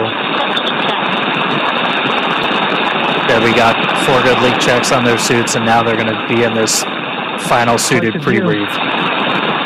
And so again, this is going to last about 19 or so minutes, and this is just to do kind of that final, get all of the excess nitrogen out. And we started pre-breathe just two hours after they got on orbit, just by gradually lowering the pressure. And I mean, pre-breathe, that's something that kind of evolved over time with the space station. Where were you when you were doing your spacewalks? Yeah, so we were past the kind of the camp out phase of pre-breathe. But that's how we used to do it. And it's very similar to what the Polaris Dawn crew has been doing over the last couple of days. We'd actually have astronauts stay inside the crew lock overnight at a lower pressure, just like they did when they first got on orbit. Now we've moved on to, we do it the day of. It still is a long day. We start about 6 hours prior to going out the door, but it's not 2 days prior. It's worth noting along the lines of training and how the crew prepared for this mission that all 4 of our Polaris Dawn crew members and some additional Polaris and SpaceX crew members actually went into a vacuum chamber and tested these suits out and spent a bit of time at lower pressure just to help learn what that feels like and get used to it. Well, and I think the other thing that's important about that is it's real, right? It's the first time that you're in that suit and it's actually a vacuum around you, right? And there's just something mentally that I think is important to put people through those moments before you actually have to experience the first time in space. Yep. We saw some of the unique ways we trained the crew for this. And, I mean, training for space station spacewalks, I'm still really upset I never got in the pool. That looks like one of the coolest parts of being an astronaut is not being in space, but just doing some of this training. Yeah, Dan, I tell you, I can still remember the first time I stuck my head underwater, not in the suit, but for diving. But you can hear the comms of everything that's going on through the water like that, and it just gives me goosebumps to think about that. It was a really neat environment, but it looks like these guys had a pretty neat way to train as well with the harness that would hoist them up and out and all of that. That's pretty impressive. Yeah, we definitely created some rigorous new training for the best we could simulate an EVA while still on Earth with hoists and it was a lot of fun to watch them train. Back on board with cameras in 3 minutes. So our core just called up. We'll get views back on board in about 3 minutes. As Kate talked about earlier, we're using ground stations for our video coverage. All of our communication with the astronauts are through TDRS, so tracking and data relay satellites. So we'll have constant audio, but that video, we need those ground stations. But right now they're in that pre-breathe. That final pre-breathe still. We started our spacewalk about 13 minutes ago. We initiated O2 flow to the suits. That time was 3:12 a.m. Pacific, 10:12 UTC. I did some quick math. Took me 13 minutes to do it, but I did it. So once they're through this pre-breathe, we're going to start getting into some really exciting parts of the spacewalk.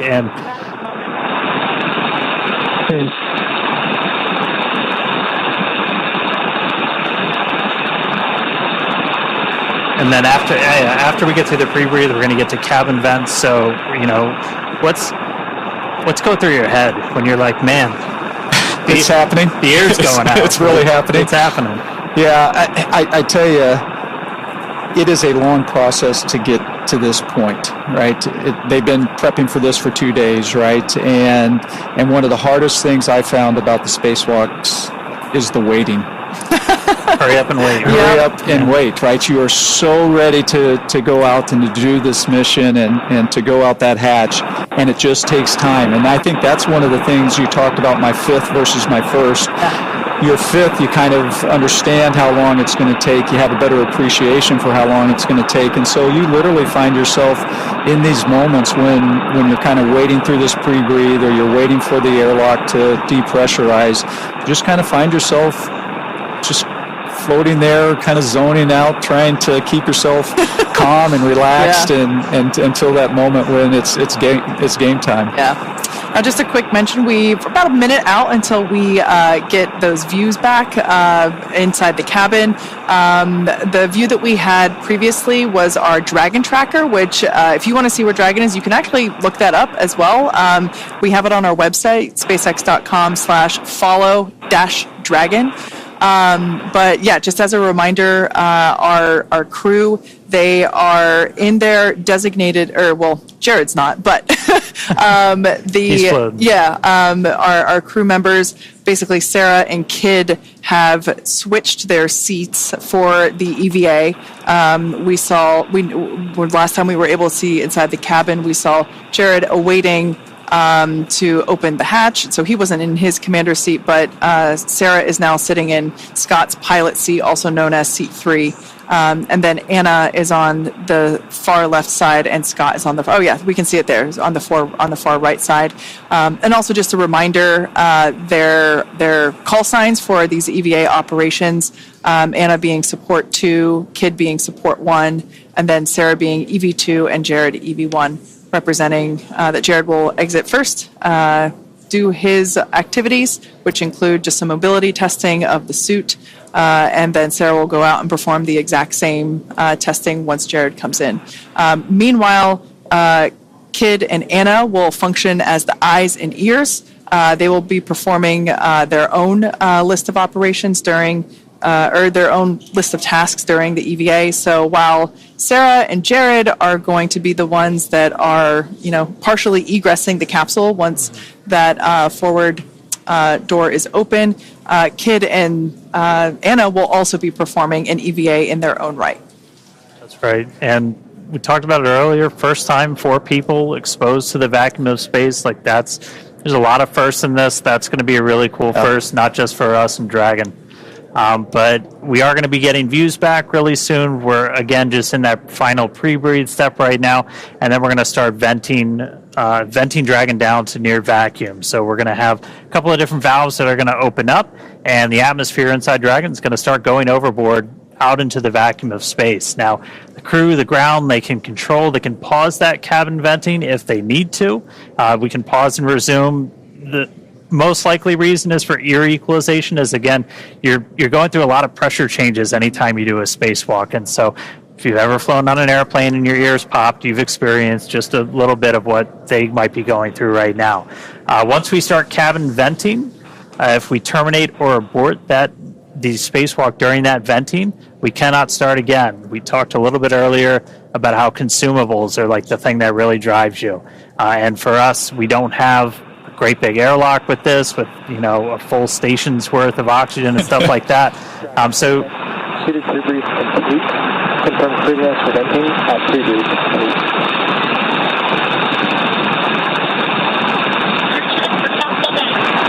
EV1 go. Forward go. Start down. Copy, initiating cabin venting. There we go.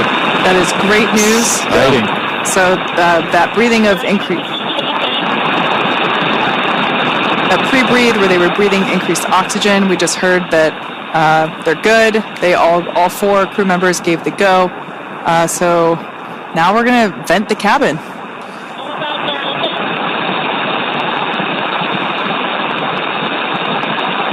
Yeah, in total, this will take...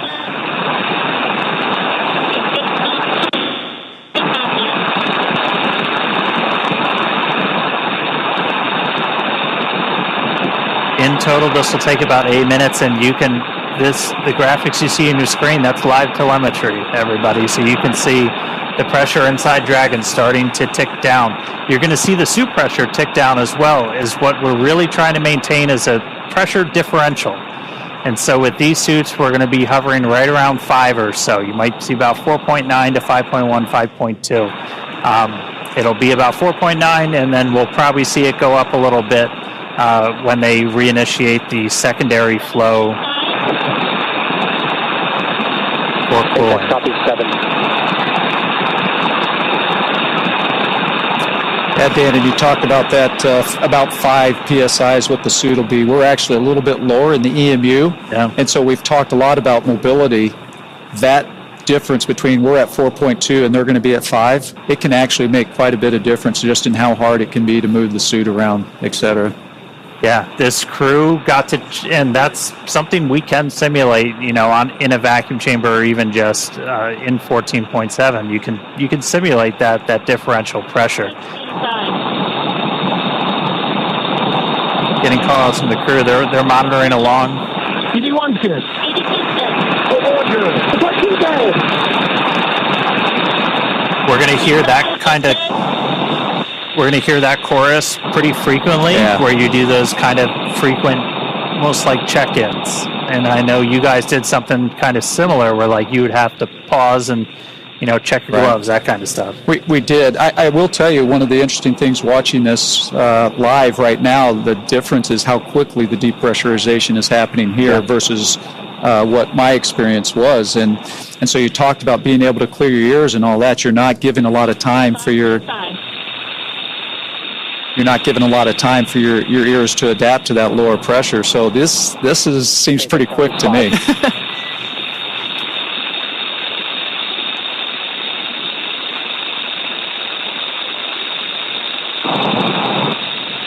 Yeah, breaking new ground with this, new suits, new operations for everything. We're at about 4.5. We're going to see that tick down. It's going to get down to just under 1, and it's not going to go all the way down. And then what we'll actually see is we've got a capability to open the hatch automatically. We've got a motor in it, but Jared's actually going to unlatch it, and he's going to give it a little tug to kind of break the seal, any of the kind of the stiction in the hatch itself, and that's going to kind of take the capsule down to its final vent before Sarah, who's at the displays, she's going to command the hatch to actually open. Yeah, that's a good point. And there will be slightly more pressure inside the capsule, so really just helping. 4 psi, seat pressures look good. SpaceX copies 4. So Jared really can't open the hatch all in one fluid motion, so we will see him release that pressure slightly before being able to open it completely. And I think one of the important things, you guys, I think it talked earlier about you put some more restraint devices inside the capsule from when I flew on it, and that's extremely important because there's going to be some force that Jared's going to have to be pulling down on, and he needs to be able to anchor his feet somehow. Otherwise, he's going to pull and it's not going to go anywhere. And so the new restraint devices in there, we're going to see how important that's going to become here when he tries to open that hatch. Yeah, that's one of the things. That's why we have Skywalker out there. We've talked about how kind of similar to Gemini when they were first kind of stressing their legs, but important to remember, we've got that 50 or 60 years of spaceflight history that we're able to draw on. These are new suits. This is a new operation. This is to, work out all the kinks and really test this for the first time. But we're going into this with a whole lot more information than they had back then. We know you need handrails, or it's going to get real hard real quick. That's right. That's right. Yep. We did also hear Dragon's moving into its EVA orientation. Essentially, we're going to point the trunk at the sun under 3 psi. I think it's also interesting you notice that the depressurization has slowed down a little bit, right? So as we get to this lower pressure, it's just taking it longer for that remaining little bit of air to go out through the vents. And TV1, com check. TV1, loud and clear. Loud and clear as well. And also hear the Vox starting to adjust its levels. Yeah. That flow of oxygen has not stopped, but the microphone's kind of adjusted and it's getting a little bit clearer. And yeah, keep an ear out. You might hear their voices start to tenor down a little bit.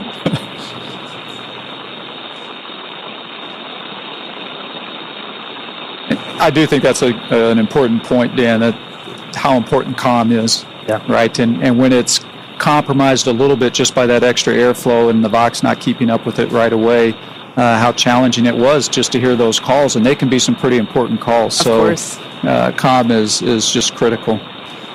We can see Dragon capsule now approaching close to 2 psia. Like Dan mentioned earlier, that's going to get to just under 1. It's incredible to think that, the Dragon capsule in all of its power and glory and awesomeness, the new capsule is around their bodies, right? Yeah. That is what is going to protect them from the vacuum of space. And, just seeing how, even though it's puffed up and we know that it's, holding that pressure, it still looks so cool, for lack of a better word. EV1's good. EV2's good. Oh, we're good. Supply 2 dead. Yeah, you really have 4 mini spaceships in there. Pressure approaching 2 psi. I guess that means we have 4 aliens in there too. Yeah, that's right. Dragon SpaceX, less than 1 psi from hatch operating pressure. We have a TDRS handover in 2 minutes. We are going to wait until after the TDRS handover to command into hatch open prep. EV1 copy.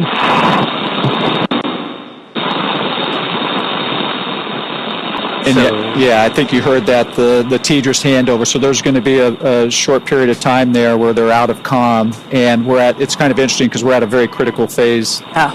as well. And so you want to make sure you have all the data and the ability to talk to the astronauts before you actually take that next critical step.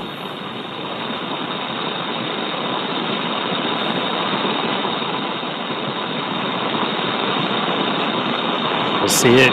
We're seeing that pressure continue to tick down. Dragon originally designed to be able to still operate in a vacuum. That was some of the emergency situations I know you trained for, Mike. We did make some modifications to this one to essentially turn Dragon into a functional airlock. We added some additional vent paths. We do use like some of the same ones that you guys use to like pressurize the vestibule and stuff like that. That are actually in the hatch, but we've got an extra one in there to be able to essentially do that depress as quickly as we did. But we're gonna see that get down to a little under 1, and then we're gonna see Jared kind of jump into action. He's gonna unlatch the hatch, and then he's gonna give it a little pull to break the initial stiction, and then we're gonna be able to see Sarah. 1.5 psia. All suits look good. One copy. That's one thing to note, that while we have been progressing through this pretty quickly, we did have the capability to pause if any of the 4 crew members needed to, take a moment to, let their ears come to equilibrium or just kind of get comfortable again. We did have that option, but everything has been going really well so far. We haven't had to pause cabin venting. And if you're just tuning in, heck of a time to do it.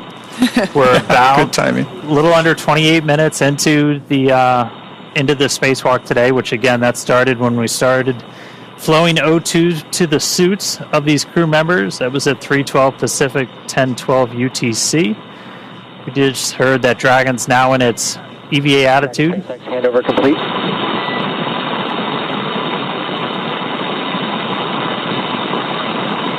So again, we've got Dragon's trunk pointing towards the sun. We are with you on board, watching through the cross view.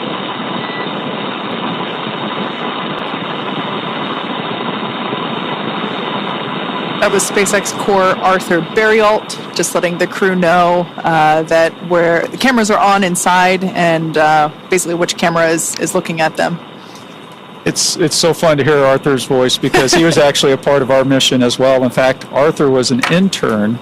Started out as an intern when we were first starting the training, and so now to see him as a core and is pretty neat. Very similar to Sarah, who also started as an intern. Yes, yeah.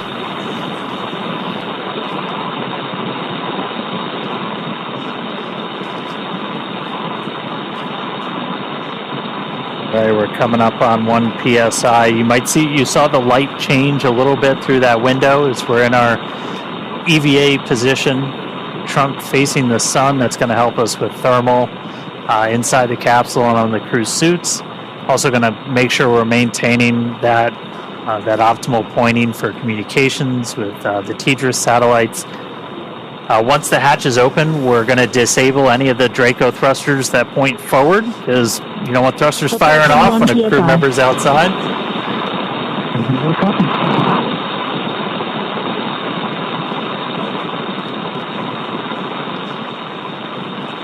We're at 1. You can see the suit pressure is ticked down too. There's about 4.7 difference between the suit and the ambient cabin there in Dragon.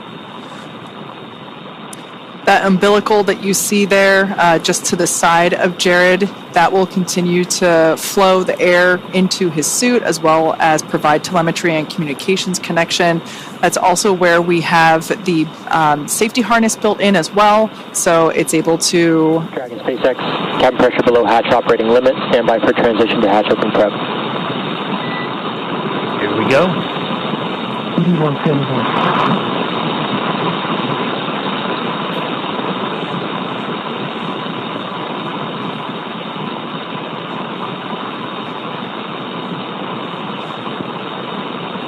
Mike, did you get to open the hatch? I did. Yes. Yeah. When you go out as EVA hatch open front.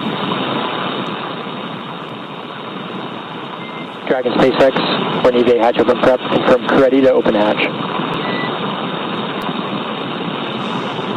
That is great news. Hatch opening. EV1 6.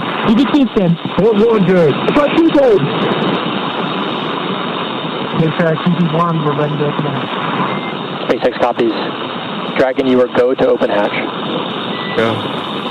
Excited. Copy that, SpaceX. Go to open the hatch. Mike, as you mentioned before, that continuous communication. The hatch handle.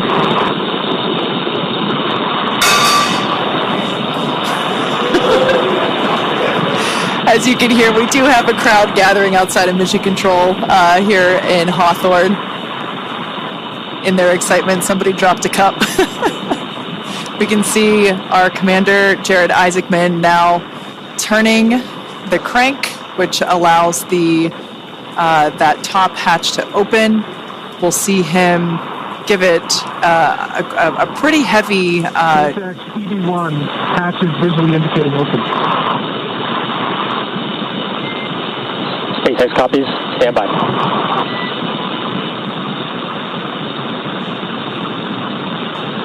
Should see him give that hatch a pretty strong jolt to release that stiction.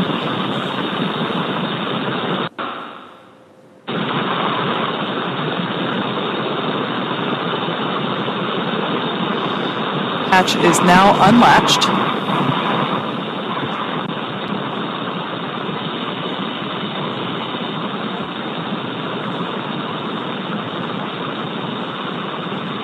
Mike talked about, you see him getting his feet set. That's right.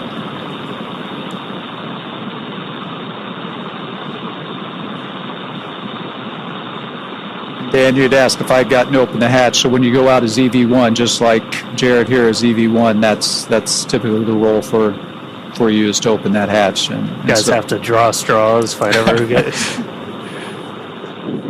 It's exciting. It is. It's very exciting. Yeah. Now, for those of you that have just recently joined, as you can see, we have successfully depressurized the Dragon capsule down to 0 PSIA. You see that in the bottom left corner of your screen. Our 4 Polaris Dawn crew members have gone through the O2 flow, and we see Commander Jared Isaacman now standing by to open that top hatch. The nose cone is already open. It opened just shortly after the crew got into orbit. So, Dragon SpaceX target pressure reached.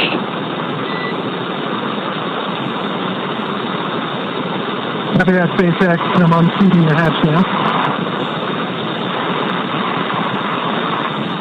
Jared now opening Dragon Resilience into space. So you saw some motion on the hatch. Again, he's just giving it kind of that initial tug. And then Sarah gets to push the button to swing that hatch open.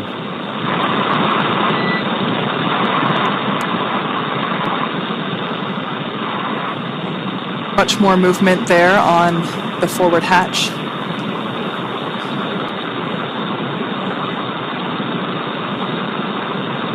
This must be pretty exciting for Jared because that center part of Dragon SpaceX, that's a good brace. We're going to have you repeat the operation.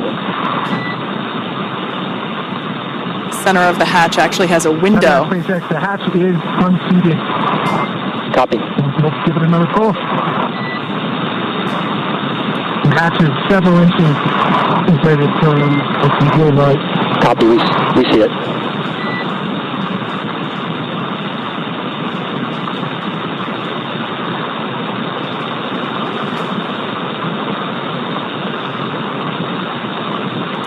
Looking out that tiny window there in the forward hatch, knowing he is going to have a much bigger window in just minutes.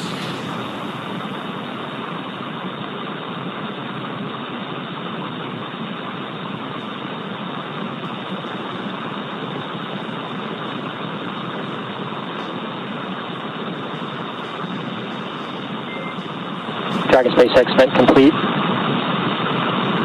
EV1 return to seat. Then EV1 copies, transitioning back under the display.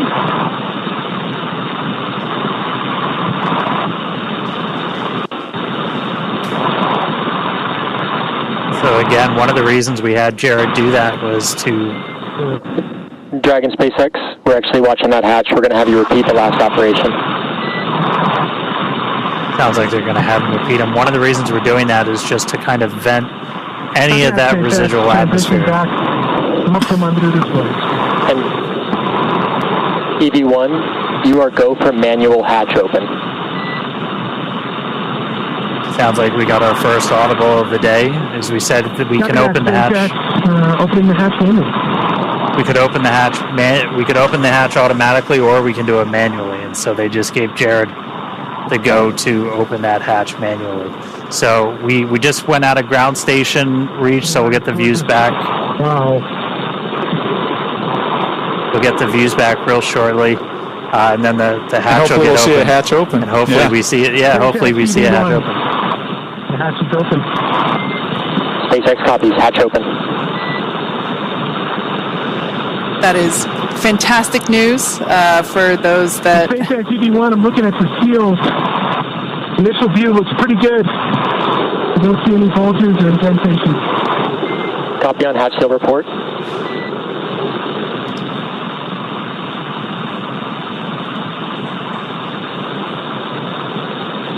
Yeah, that seal that you just heard him talking about, it's such a important part for the end of the EVA, right? So that when they close that hatch again, you get a good... Open.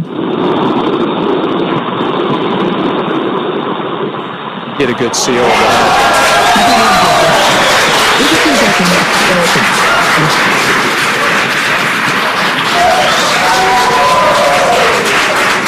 EV2 SpaceX, can you command open forward hatch? This is going to stall it open. There is our first view of the forward hatch, wide open to space. Forward hatch.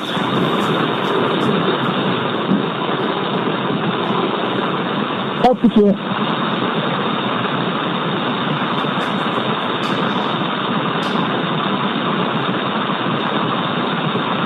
If you just jumped in, we are 38 minutes into today's spacewalk, and the hatch is open on Dragon. First view from a helmet cam, looking out. Dragon SpaceX, we see it stalled. EV1 is go to continue. That structure you see there is... Check for egress. SpaceX EV1, I'm transitioning back from under the display. SpaceX copies, we're with you in your helmet cam. Once again, this helmet cam, that structure we see is the spacewalker. This is Jared now egressing through the forward hatch of Dragon Resilience.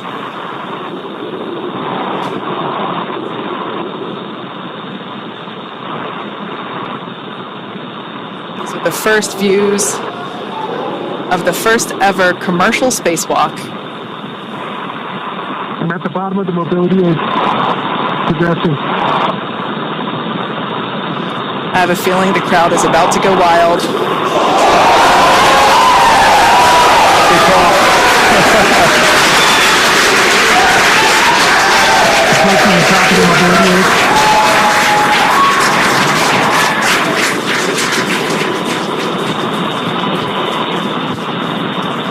There's SpaceX. Back at home, we all have a lot of work to do, but from here, Earth sure looks like a perfect world.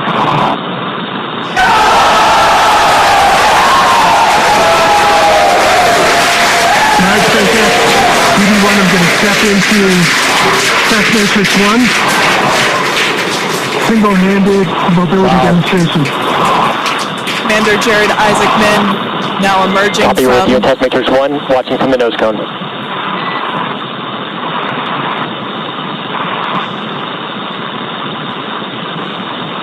Up, down, left, and right are 3.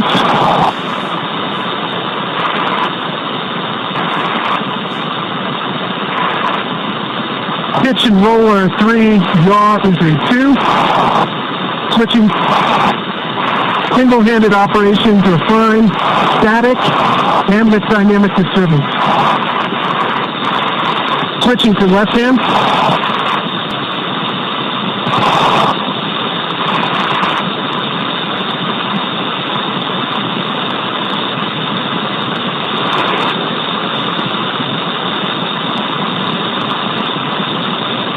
Up, down, left, and right are 3s, maybe a 2.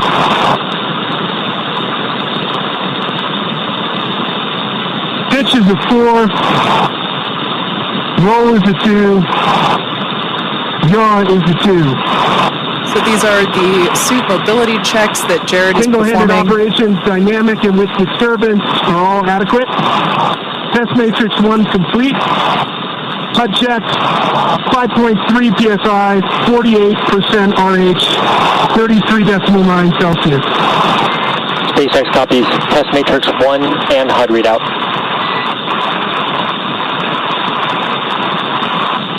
Crew off check, EV1 good. EV1 good. Question good. Okay, stepping into vertical translation. We're going to start with the horizontal bars.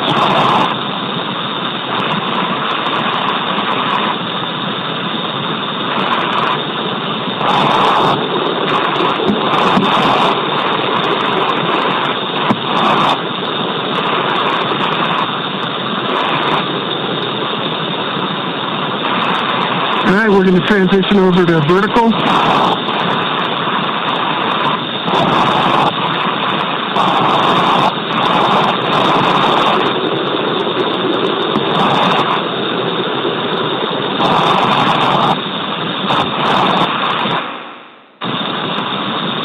I'd say vertical and horizontal are equally workable, slightly favors horizontal. I'm going to do a max reach. Left hand's at the top of the mobility aid. At the midpoint. You have good video?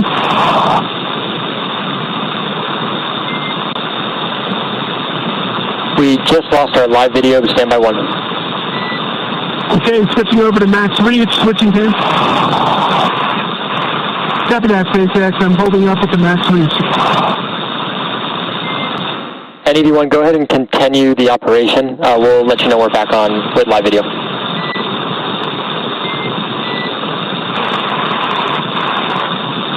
Copy that.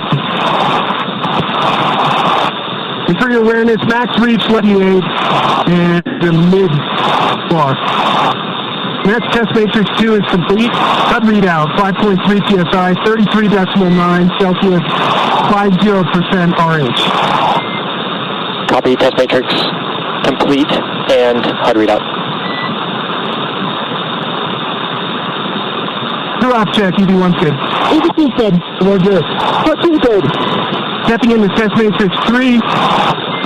Hands-free demonstration. EV1 SpaceX for ingress time. Go SpaceX.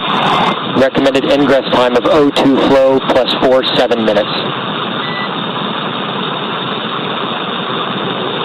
Copy that. Ingress time, 7 minutes. And Dragon, we're back on live video from the nose cone. Copy that, SpaceX.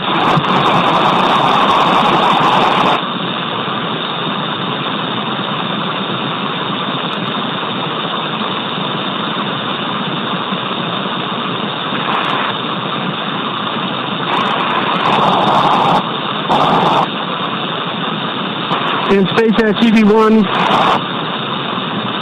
I would say the hands-free demonstration is very comparable to the trainer in terms of the foot restraints. SpaceX copies. And EV1, when you have time, if you'd like to return to the reach demonstration, we'll take a look at that with the live video. Copy that. Test matrix 3 is complete. The HUD readout is 5.3 psi, 47% RH, 33.8 Celsius, and stepping back into max reach. Copy, test matrix 3. And as you can see, top of the mobility aid. And let's get a quick crew off check. EV1 good. EV2 good. I'm good. What you good? Copy that. Okay, max reach, whether it's left or right hand, seems to be about the same. Top of the mobility aid, and then the mid-road. Copy, we see it. Checking up from the bottom.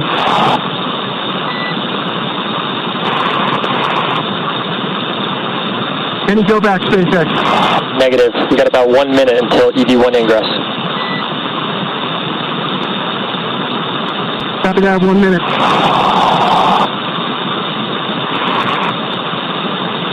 Looks gorgeous.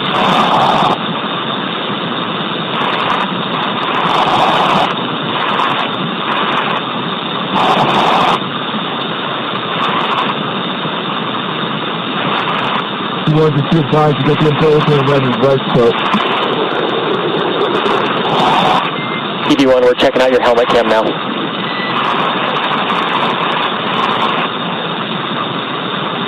Now I'm checking out your nose cone right now. And looks pretty good.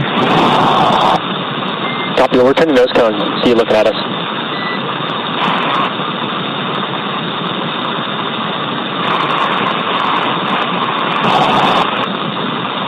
All right, we're coming up about that O2 flow timer time. Crew check for ingress. EV1's good. EV2's good. O2's good. All right. SpaceX EV1. That's for the huge team effort that it took to get us to this point. We know it's just the start. And I'm transitioning back into the vehicle.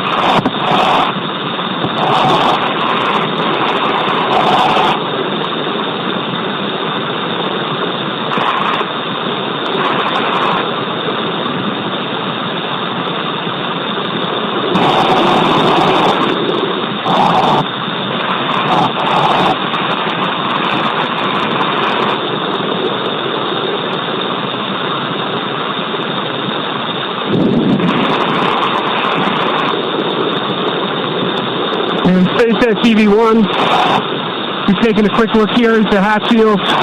From what I can see so far, they look pretty good. Copy on the hatch seals and stand by for transition to 3-off reset.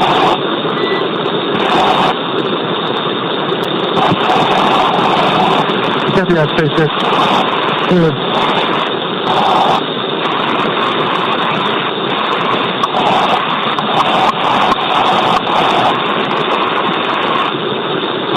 And EV1 is clear.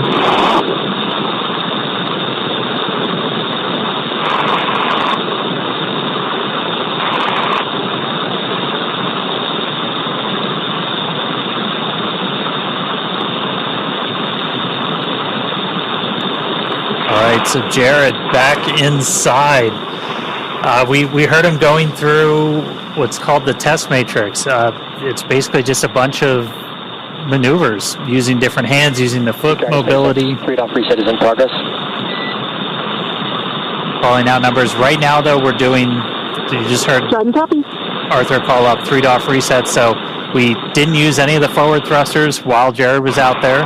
We're re-enabling them, putting us back in our perfect attitude before Sarah gets ready to go out the door. Fun thing to note, it's still not a perfect vacuum inside a Dragon. It's an open loop system, so oxygen is kind of getting dumped into the cabin as this is going on. So you got a higher pressure in Dragon than you have outside, so we're not worried about thruster pluming. Yeah, now you mentioned Sarah, just like Jared, she will have 10 to 15 minutes outside, perform those same sets of mobility tests as Jared. Like we heard the Corps do with EV1, they will call out when there's 1 minute remaining. SpaceX, attitude reset complete. EV2, go for egress.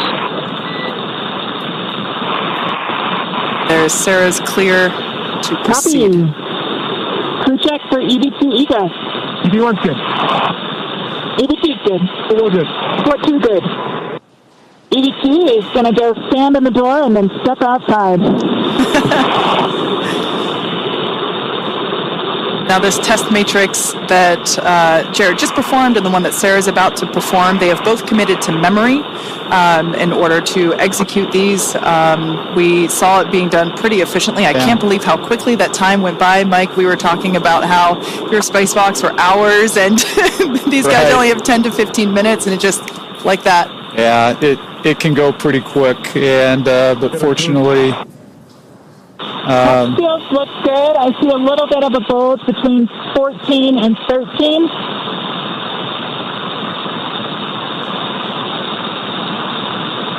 So you're hearing Sarah call out some more of the seal check there as she's exiting out.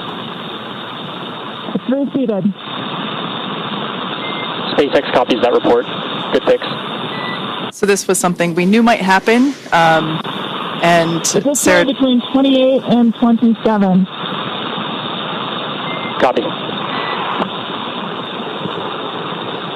The crew trained on exactly what to do in this scenario. Just pop it back in. And Reseat one it. final between 19 and 18.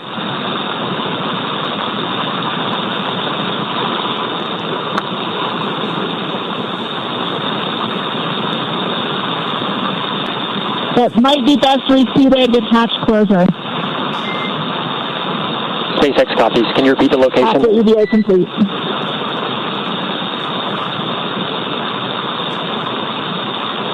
Between 19 and 18. All right, copy. I'll track that and ask again when you're ingress. Copy. EV2 is proceeding with egress. Super exciting to see this. Our fellow SpaceXer, Sarah Gillis, now about to make her spacewalk. EV1, I'm going to hand this back to you.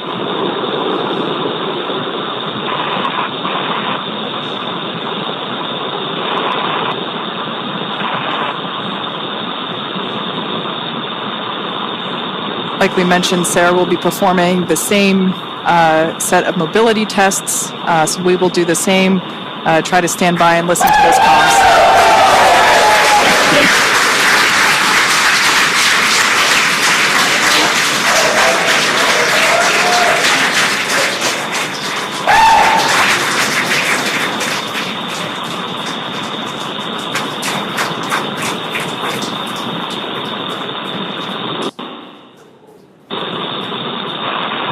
I mean, I said it before, a lot of us work here because we want to do this. All right, stepping into test matrix 1 for single-handed mobility. Really cool to see one of our own out there. That's awesome.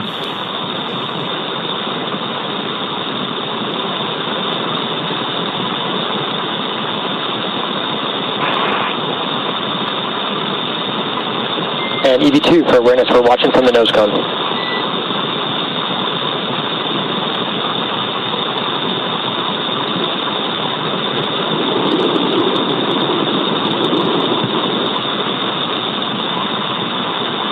Copy all.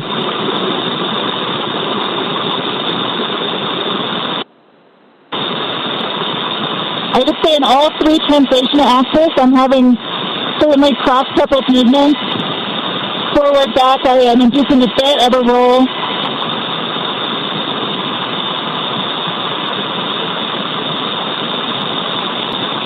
Similarly with left, right, and up, down, a bit of a tick. But all are achievable, rating is 3.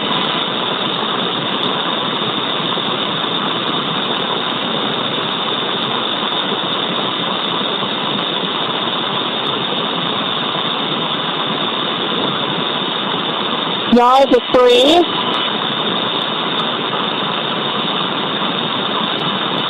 Roll is a 4. And pitch is a 3.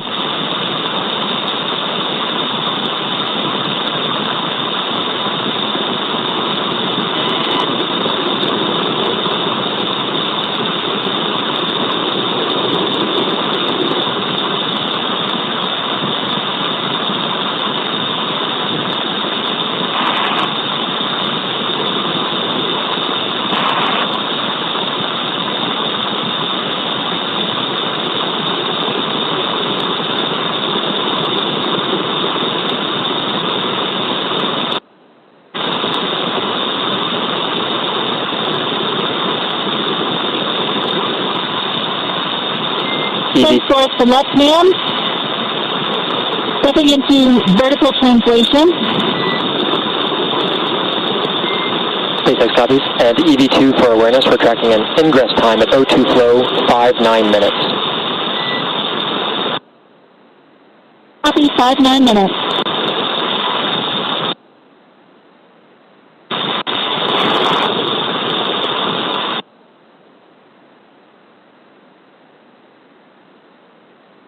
Horizontal bars are definitely preferred.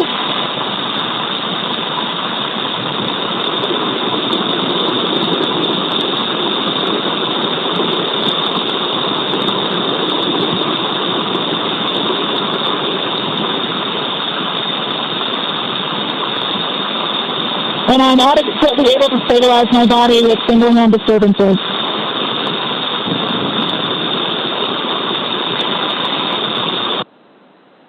Clear for both left and right.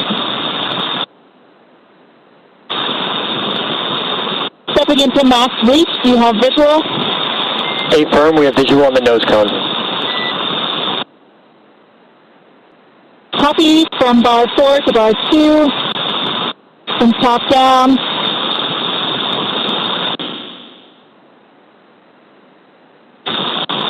And similar reach from bar 2 up to bar 4. SpaceX copies reach. And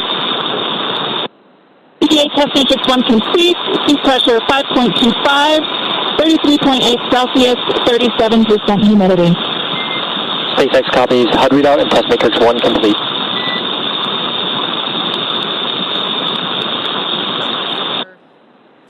Copy, stepping into test matrix 2.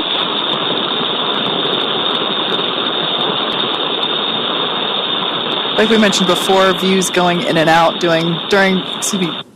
to those ground station coverage gaps. Yeah, we comms are Some of the same. Comms are through satellites, but we've got ground stations for video on Dragon. As you can see in the tracker, we just flew over on New Zealand. We're about to go right over the middle of the Pacific. No ground stations in the middle of the Pacific. Forward are actually pretty good.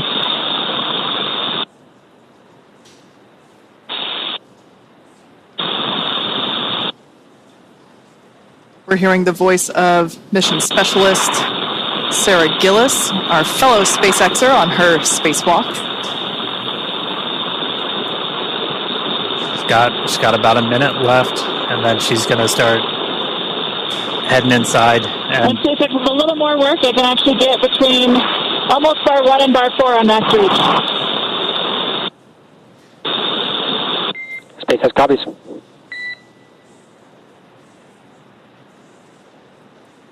And you could see the Earth dark, and we flew into like an orbital. All right, and test matrix 2, trying to combine them, so we'll call that complete. Sea pressure 5.27, 38% humidity, 33.7 Celsius. SpaceX copies matrix complete and HUD readout.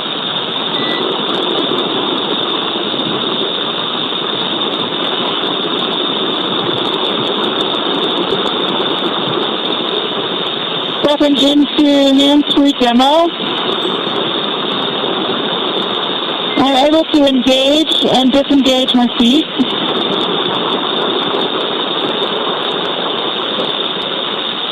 Copy that, EV2, and once you are able to engage, disengage, we'll actually have you start ingress. We're just over 5-9 minutes O2 flow.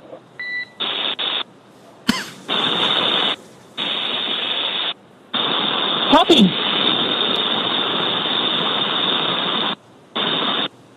With that, EV2 is proceeding with ingress. Please check for ingress. EV1's good. EV2's good. Good. 14 good. Copy. Coming on in.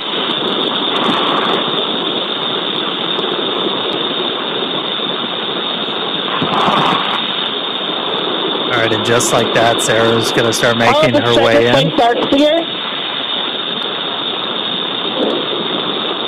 Check those hatch seals again. SpaceX copies on striker plates. And EV2, I have one more ask for the hatch, if you can check that out as well when ready to copy.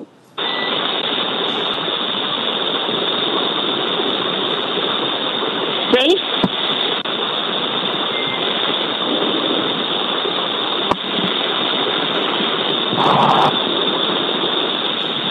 And copy.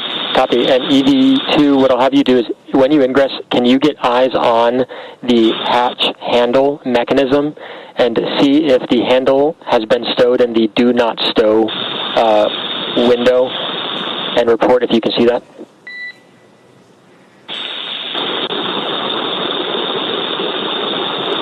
Check it.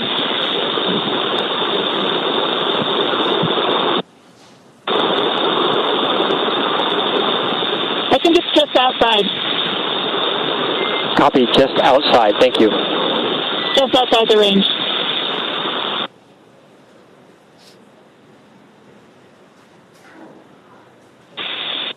And for awareness, I do see a couple of those same points bulging again between 12 and 13.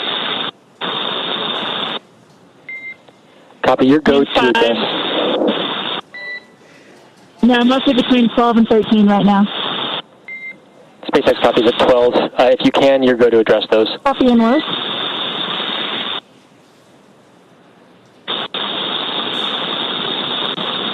These numbers being called out represent the location around.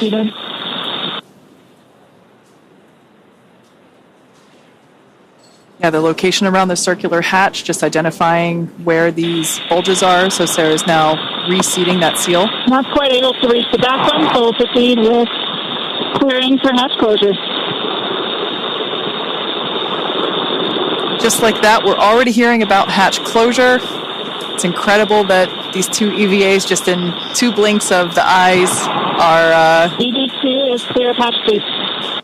2 checks.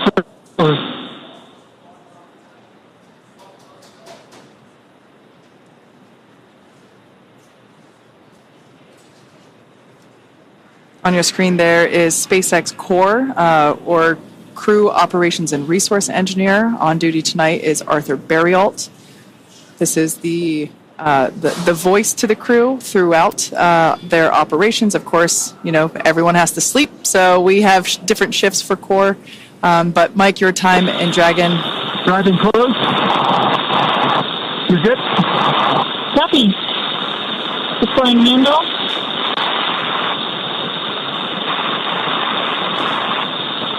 Applying force. And closing.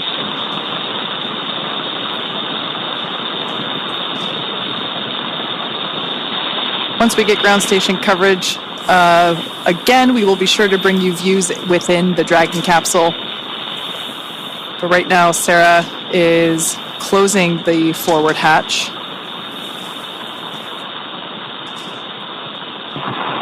It sounds like we might give the motor a try. Confirm the hatch is visually indicating closed. And hatches verified latch. Hey, command and EVA hatch closed.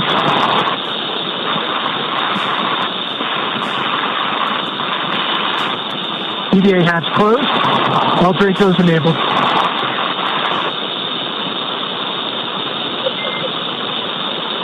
Dragon SpaceX, we see EVA hatch closed and pressure indicates good hatch seal. Stand by for transition to EVA repress 1.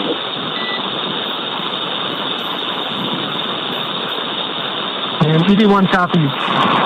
Everyone check secondary O2 valve closed. Copy. And then support 1, I'm good.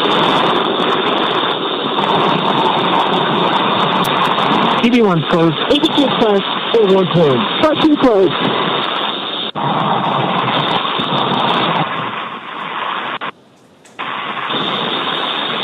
So a couple of real big moments right there. Sarah was able to make sure. We're in EVA repress 1.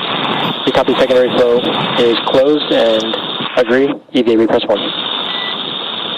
She was able to make sure that the seals were in good spot. We got the hatch closed. You Okay, can crew, see. we're out of a half PSI for 8.3. See the pressure starting to tick up.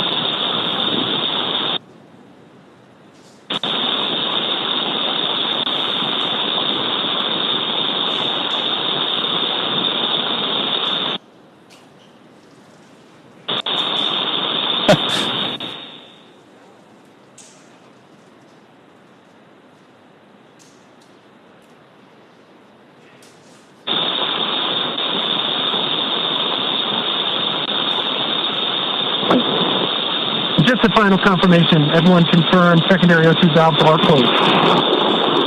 EV1's closed. EV2 closed. Forward closed. 14 closed. Copy that. And we're through 1 for 8.3. All right, so each of the crew just closed those secondary O2 valves on their umbilicals. Again, that was primarily for cooling during the spacewalk itself. The suit's still pressurized by that primary, and now we're going to start to see the pressure tick up inside of Dragon. Right after they get the hatch closed, they're able to do kind of an initial pressure check, because again, oxygen, it's an open loop system with these suits still flowing into the cabin. You're able to see positive pressure response showing that the cabin, the hatch was closed and was sealed. We'll still do a leak check on our way kind of back up to our nominal cabin pressure. So we're going to continue ticking up until we're about 8.3 psi, and then we're going to transition into the second phase of our repress. Really the difference between repress 1, repress 2 is how frequently we're injecting atmosphere, as kind of the repress is also pretty unique with Dragon.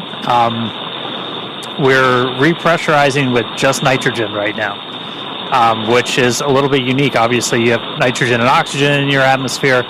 With this, we have O2 flowing into the cabin through the suits, so we only need to add nitrogen. So we're able to just basically add a bunch of that to really start getting your pressure up. O2 continues to flow into the cabin through the suits, and we're going to continue pressurizing until we're pretty much right back at our 14. Fan 1 coming on, medium speed. Right at about our 14 or so PSI. And we're also looking at what the partial pressure of oxygen is, because we want to make sure the crew takes helmets off and everything, that plenty of oxygen in the cabin. And then we're going to change that injection rate to just help with the mixing. Is microgravity, everything's harder, everything's on hard mode, and you don't just have natural convection. So, like, I mean, space station, I think I've heard it a bunch of times, Mike, like you just constant noise of fans. That's right. Almost. Yeah, there's you've got to continually recycle that air, and one, to help get rid of the CO2, right? Because as they're taking in that oxygen, they're breathing out the CO2, and we need to get that out of the system, which is another important reason to have that air constantly circulating. Yeah. Man, that felt really quick. It did. That was really cool to see them outside for the first time. And what they were actually doing out there is a bunch of pretty simple tests as it looked, but like this is just learning how the heck do you move, because like just moving around in microgravity is tough. It is tough. Dragon SpaceX, we're about 2.5 minutes from Tedra's handover.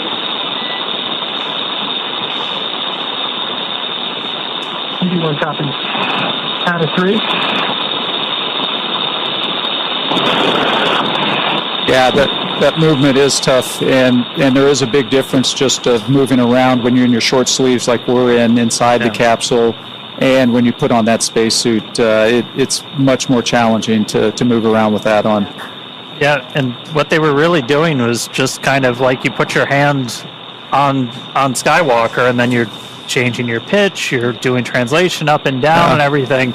And then the one that I think is kind of cool is max reach, because like just going like that is, not easy. Yeah, and I think one of the other things I thought was interesting is you heard, I think it was Sarah, talk about the horizontal rail versus the vertical, and how much easier that was for her to grab onto or utilize versus the vertical one. So simple things like that, for us, it's not a big deal. Yeah. But out there in the vacuum and in the microgravity environment, it does become a much bigger deal. And Dan and I, we've never been in space, so we certainly appreciate all of your expertise that you'd be able to share with us throughout this morning's operations, and contributing your 2 cents. Yeah, no, thank you. It was great to be here. Just an incredible moment, not only for the Polaris Dawn, for all of SpaceX, and really for humanity, because it's just one of those small steps that's taken us that much closer to being that interplanetary species. So thank you very much for having me around. Our pleasure. You're welcome back anytime. Excellent. All right. Good to see you, Hopper. Yeah. Thanks. Bye-bye. All right, so repress is continuing. We're a little over 4 PSI right now. Again, we're going to keep that going up until we're a little over 8, and then we're going to change our repress rate. We're basically just going to be injecting nitrogen for shorter periods of time. That's just going to help that atmosphere mix as we get the crew kind of back up to their normal cabin atmosphere that they haven't actually been at for the last couple of days, because we started this whole process like right after we got on orbit. Yeah, it was almost like we launched them and gave them 2 seconds to acclimate and enjoy their cute 0G indicator, and immediately stepped into the pre-breathe in order to prepare for today's activity. And really, like you said, let them acclimate and let their bodies adjust. And, the success of that really was demonstrated today by the fact that we were able to step through all of the steps today without having to take the optional and available breaks to allow the crew members to adjust during... Oh, sorry, I thought we were going to get something there. Yeah, we're box getting coming in. The teeters in and out, Yeah. so we'll get it back. But just the fact that the all 4 crew members were able to just go right along and didn't have to pause as the option was available, I think it's a testament to the preparation that they did before and during. You're on check, EV1 kid. EV2 kid. All good. Part 2 kid. Just heard a quick check-in from them, so we're going to keep counting the PSI up until we get to about 8. We are going to do another leak check on the way up to our nominal cabin pressure. As you introduce atmosphere, you're introducing temperature changes, not just pressure changes, and so we'll get to a nice, pretty stable point when we're at 8, and then we'll let it hang out there for a couple of minutes, let the thermals kind of cancel out. That'll take about 5 minutes to do that. This obviously has to be done to make sure we've got a really tight seal with that hatch, as before we let crew get out of their seats, move about the cabin, anything like that, want to make sure Dragon is fully recovered. We just use Dragon as an airlock. Yeah, and actually the info that you were talking about, you see it there on your screen live with that telemetry there in the bottom left and bottom right hand corners. We can see the Dragon capsule and the suit pressures continuing to rise. It is incredible that we've only been in the EVA for 1 hour and 13 minutes. It flew by so quickly. 6 on cabin pressure, approaching 1 psi on PPO2. I'm sure for Jared and Sarah, it flew by even quicker. Yeah. We just heard Jared call down. We're coming up on 1 PSI for PPO2. So what we're really tracking before we give the crew the go to get out of their suits is both the actual, just the straight up, what the absolute pressure is inside, but also what the partial pressure of oxygen is. We want to make sure you don't have a hypoxic environment inside. Basically, you want to get them. They're going to be pretty much right back at the atmosphere that we're walking around in right now before they get their suits off. Our EVA clock's going to continue to count until we hear the call for EVA operations complete from our core Arthur Burial. That's going to come once we are done with the repress operation. We'll see a couple of other things happen with the suits. They'll do kind of a final washout of the pure O2 environment in the suit using nitrox before they get out. Nitrox being that same air mixture that you have in your scuba tank. If you've got any scuba divers out there, that nitrogen-oxygen mixture. Nope, still just air. They're just going to keep psyching you out.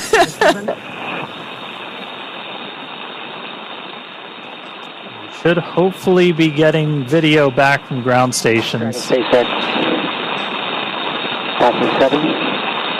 Stand by for transition to repress 2 at 8.3. Okay, copy that, SpaceX. We're following along.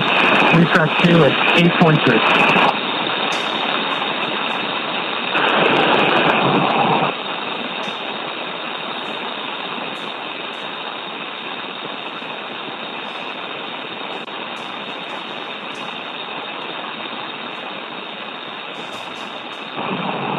Yeah, so once we transition to repress 2, once we're at about 8.3 psi, we'll stay there for about 2 minutes. And then once the cabin gets up to 9, we're going to pause the repress and we're going to do a cabin leak check. This is another kind of critical check. We did the initial one after they closed the hatch, where you're able to do just kind of a, let's look at the pressure. Is it increasing at the rate we expect inside Dragon? Yes, it is. And so we were able to confirm that seals and everything looked good. We're going to do another leak check now that we've got more pressure inside Dragon, just to really make sure that we've got a good seal on that hatch before we finish the operation. Coming up on 8.3. We should be hopefully just about a minute and a half or so away from ground station, so might get those views back inside of Dragon. It would be great to see them post EVA. Now, just like when we were depressurizing the capsule, there was the option to pause. EVA refresh 2. Crew ops check, EV1 good. EV1 good. And yeah, that comms that we're hearing. At a half PSI before we get to the recheck. Dragon SpaceX with you, monitoring for leak check at 9 PSI. The continual checks with all 4 crew members to make sure that everyone is good. If the answer to one of those checks was no, there would be an option in this repress sequence to pause, possibly to reduce the, allow for ear pressure equalization. But again, just like the way that we depressurize, now this repress seems to be going really smoothly. Yeah, we're just about at 9. I'm going to say we're almost there, and then it's going to tick up. But we're going to pause at 9. We're going to do another cabin leak check. So we should hear that momentarily. All right, we're in EVA refresh 2, stop.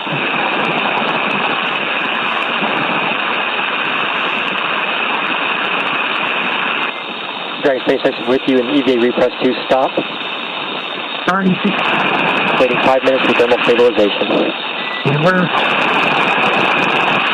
copy that, SpaceX. We're tracking. And through for your awareness, we do a positive refresh rate. We're 30 seconds into the recheck.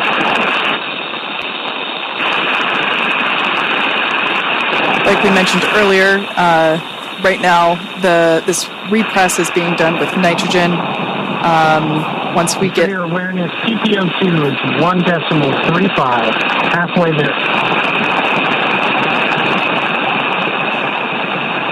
They're still flowing that oxygen, and in a few minutes we will begin to flow. We'll do a flush of nitrox into the suits.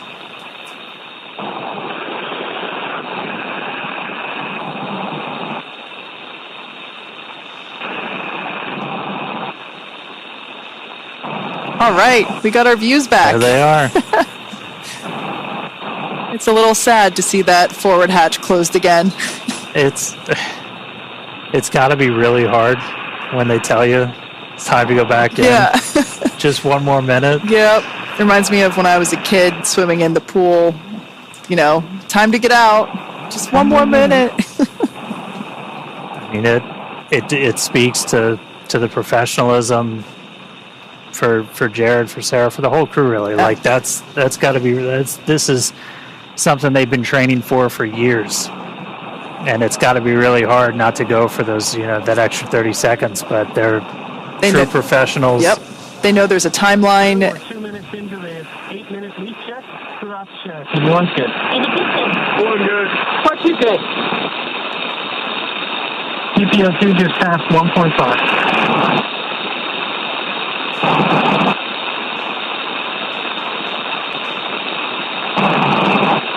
We're a couple minutes into our leak check. You're seeing the pressure continue to tick up. We've stopped the nitrogen injections, but again, oxygen coming out of essentially a vent line on those suits, and that is why you're going to continue to see the pressure tick up. You heard Jared call out the PPO2. That's going up. That's your partial pressure of oxygen. We're looking for that to get to over about 2.6, a little bit higher. And then our final actual, just ambient pressure inside Dragon is going to be right around 14.4 or so. And I mean, that's a little bit lower than what we're walking around in now. But if you're at a little higher altitude state in the country or something, that's what you might be sitting in right now in your house. And they haven't been at that pressure since they left her. Yeah. But after we get all the way up there, we're going to do kind of a final flush of the suits using that nitrox that Kay was talking about. That takes them out of that pure oxygen environment, and that's one of the final steps before we'll hear that call from Arthur of EVA operations complete, and that's when our clock's going to stop. Our spacewalk did start today. at 3:12 a.m. Pacific, 10:12 UTC. It's continuing to tick up. Ours was unique. We talked about it a little bit with Mike. There's different rules for every single spacewalk. It's kind of, it's fun, a little challenging sometimes to track all of them. Even on the space station, there's... We're halfway through the leak check. Still positive research.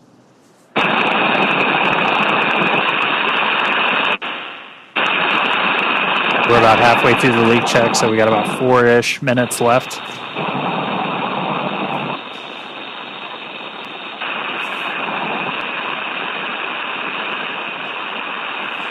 We can see the pressure inside Dragon stabilized during this leak check at 9.4. Helps to ensure that that forward hatch is properly sealed and shut.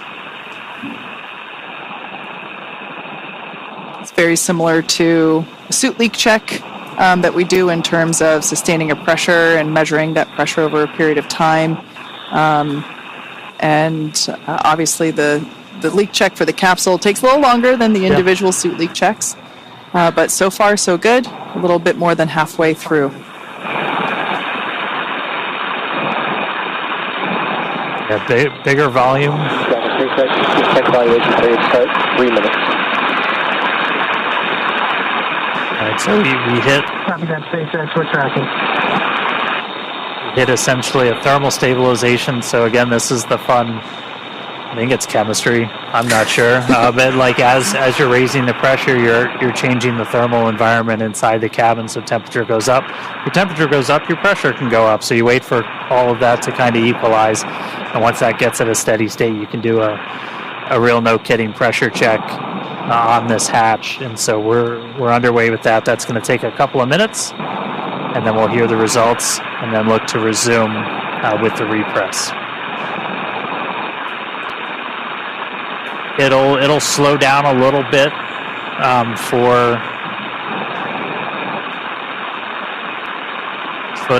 for the remaining of the repress. Kind of going in reverse. When we did the depress, that initial, a lot of that atmosphere was flowing over, and once we got down low, it started to slow.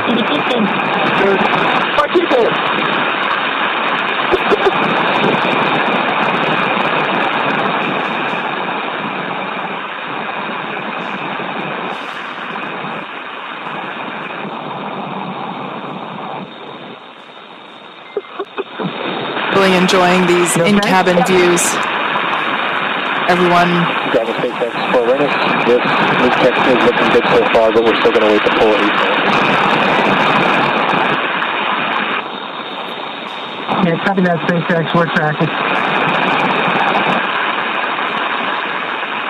Sometimes it seems as though the feed freezes just because everybody's relaxing as the... We're coming up on 7 minutes in the leak check. It's 9.7. PPO2 is at 2.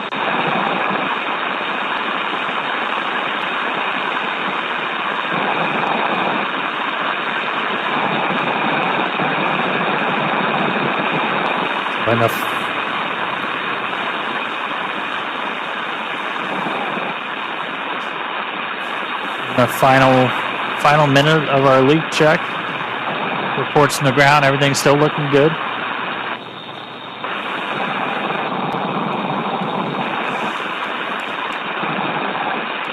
Heard Jared report down that partial pressure of oxygen right at about 2.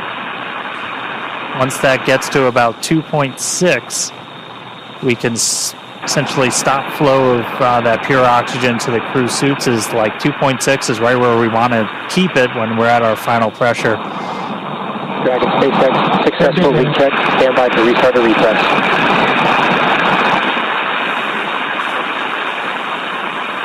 Copy that, SpaceX. We're following. Great news there. Successful leak check of the cabin. Repress 2.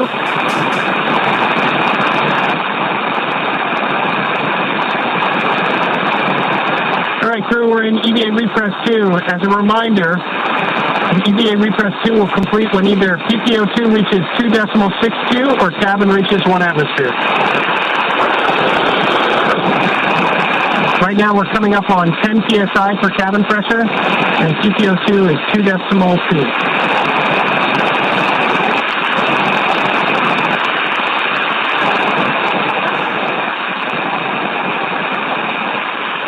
It's a really good explainer there from Jared. Again, those are the values we're looking at. We're seeing the PPO2, that partial pressure of oxygen, continue to tick up. Once that gets to about 2.62, we're going to be done flowing that pure oxygen to the suits of the crew.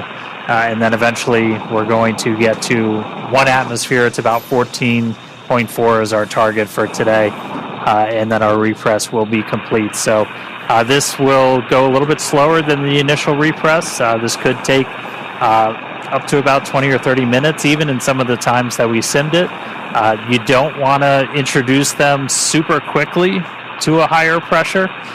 Anytime you're doing pressure changes, as gradual as you can make it, the better. And that's why we have like the built-in holds that we talked about that the crew can do. Exactly.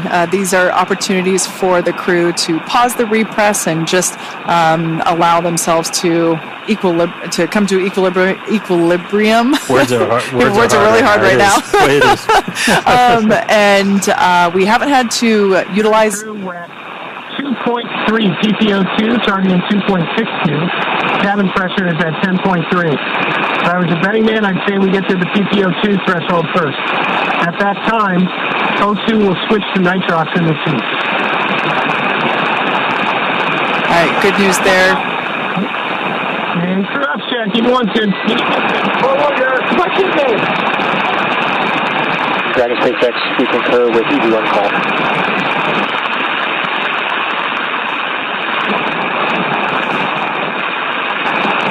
Continuing to repress the cabin. We had a successful leak check, and you can follow along with the repress along with the data there at the bottom of your screen. As Jared said, we are targeting about 14 psia for cabin pressure, or when cabin PPO2, that partial pressure for O2 reaches about 2.6. So we are continuing to progress pretty well. 2.4. Cabin's 10.55. However, as Dan just said, this portion of the repress could take up to 30 minutes, just so that we're allowing the crew to acclimate along with the capsule. Really cool day so far. It was awesome to see them, out there going through the test matrix. Like, we only got to talk about it a little bit, but just some of the different tests that they were doing while they're out there. This is like fundamental. How do you do a spacewalk? Well, first of all, you use your hands a lot. And how are you going to be able to move around? This is the first time we've ever had the suit in that environment crew. And so they had basically a checklist of like, these are the things you're going to do. It was, use one hand and wave the other one around and see how well you can stabilize yourself, and then rate that activity on a scale of 1 to 5 and report it back to. We could hear that a little bit in the activity of, okay, I'm doing this thing. Here's the functionality of that test. Yep. Yeah, and then doing the reach test, doing the up and down, and they did it at the very end. You saw Jared go hands-free for a second, and that was we had a foot restraint in Skywalker as well. If you've ever watched a spacewalk in the space station, you've seen astronauts in the robotic arm getting flown around with just their feet strapped in. That's a pretty critical tool when you're working in microgravity, because otherwise, you go to swing the hammer and like it swings back at you. So you need something to kind of brace yourself, and a foot restraint can be really important. Yeah. It was. We also saw the helmet cam getting checked out. That was certainly a highlight for us to see what Jared was seeing. Even though at that point I think we were in the orbital night, but it was many amazing views, and it went by so quickly. Both Jared and we're back. We got views again. SpaceX is with you. Reminder to start manual timer on nitrox to suits.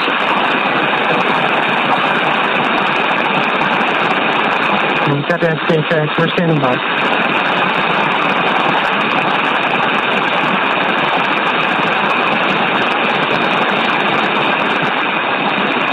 There it is. Clock started.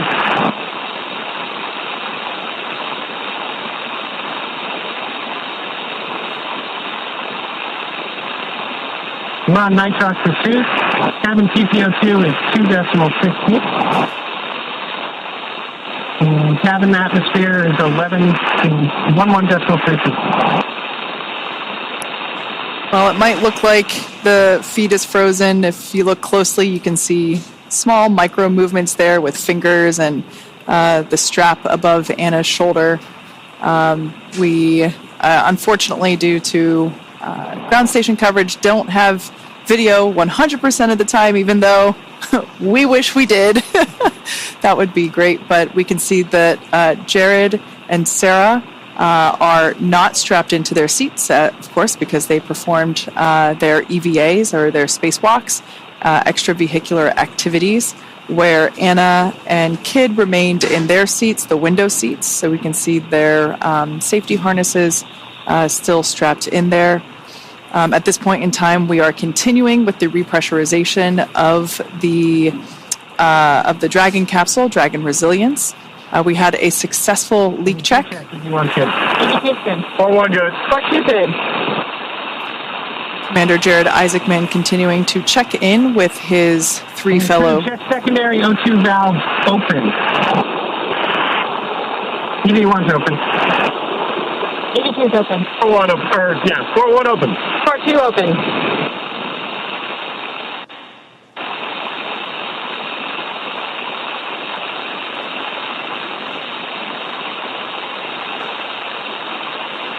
Continuing to repressurize the Dragon capsule. We're targeting about 14.1 psia for the Dragon pressure, which is the telemetry readout in the far bottom left corner of your screen.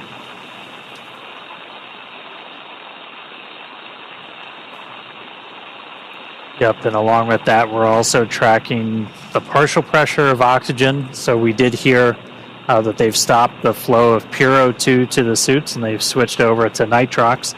So again, anything that we're flowing into the suits also gets introduced into the cabin atmosphere. It's an open loop system.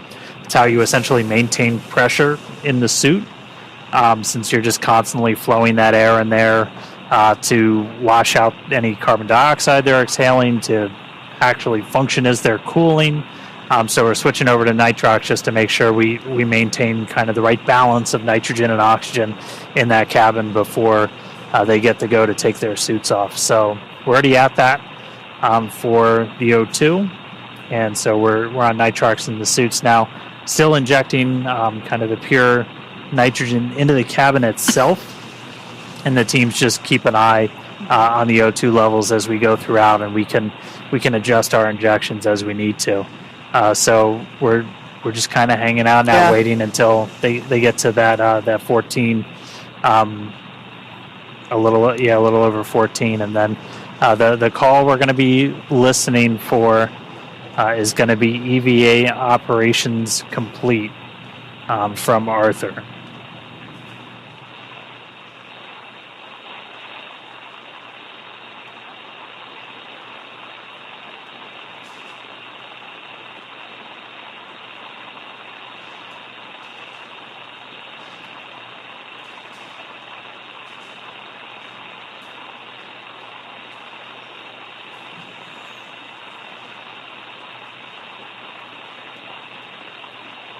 We're 4 minutes into the O2 walkout.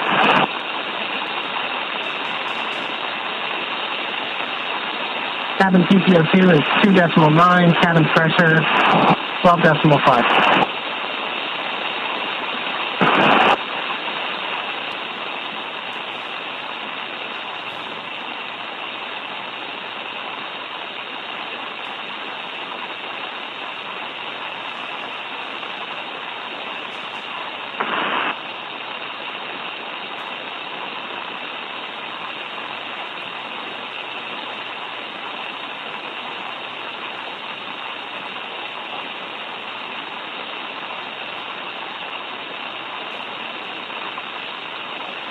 You can see the Polaris Dawn crew continuing as we continuing to monitor the repress of the Dragon capsule.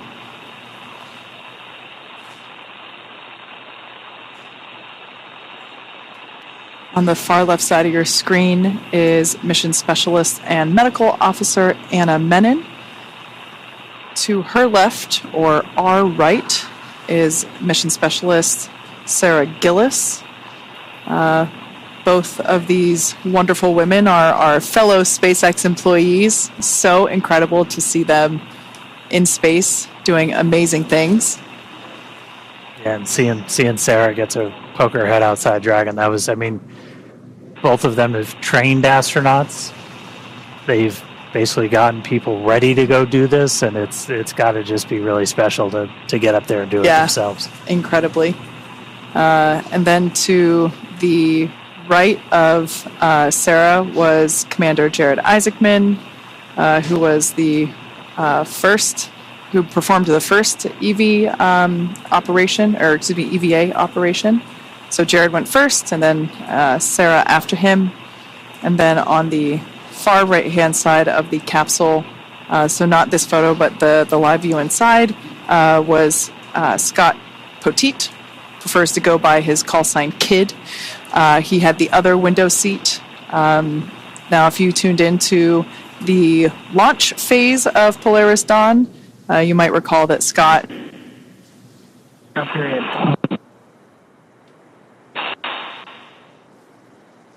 3 PSA. Cabin pressure is 13.3. Scott is actually our Polaris Dawn pilot, so in order to enable EVA operations, he and Sarah had to swap seats. So Sarah has been keeping the pilot seat warm for Kid. Yeah, and like we talked about, we only saw Jared and Sarah actually get up and go outside, but all 4 of these crew members did a spacewalk today. All 4 were exposed to the vacuum of space. This is the first time that's ever happened in human history, having 4 people all at the same time. Yep. We saw Jared and Sarah go out and do those mobility tests. Anna and Kid, one of their kind of main roles was being the eyes back inside. Very similar if you've ever watched a space station spacewalk, where you let people inside who are able to kind of call out or fly a robotic arm or something. They're just a really important part of the team to make all of this work. Like, no spacewalk doesn't happen in a vacuum. It happens in a vacuum, but like you're never doing it solo. And so they were largely making sure that umbilicals didn't get hung up and keeping eyes on seals and stuff like that for the crew. So also keeping an eye on the umbilicals in case if it got wrapped around their foot, and just really acting as the assistant coach while the EVAs were underway. Right, we're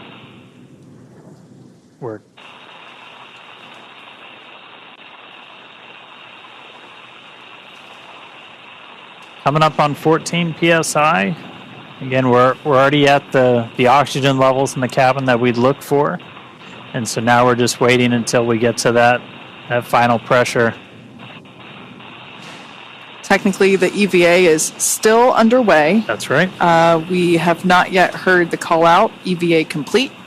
That will be coming after we get confirmation that the repress. We're 9 minutes into the O2 washout. Less than 4 minutes remaining. Cabin PPO2 is 3.1. Cabin pressure is coming up on 14.1.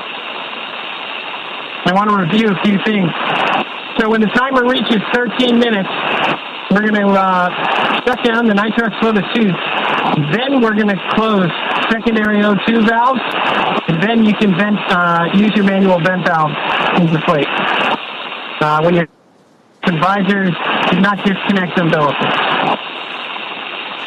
How copy? One's good. Each is good. One good. One good. Dragon SpaceX, we are less than 2 minutes from a Tedra's handover. But copy your call and plan, we concur. That was Jared just reminding the rest of the crew that when the timer hits 13 minutes, the order of operations, they have that manual valve there, and this is something that we've seen all morning is continual check-ins. EVA repress is complete, continuing suit washout. Copy that, SpaceX research. Great news there. Confirmation that Dragon repress is now complete.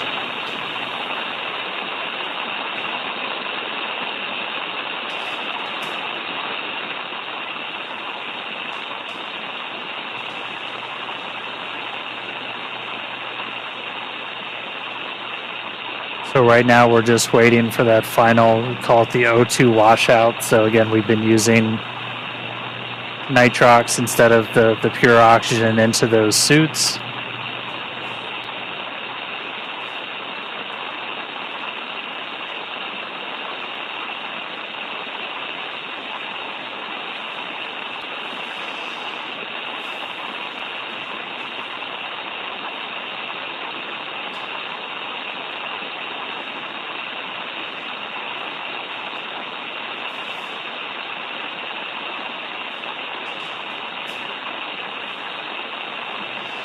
For anyone that has joined recently, unfortunately, you missed most of the fun. You'll have I encourage you to rewind. Yep.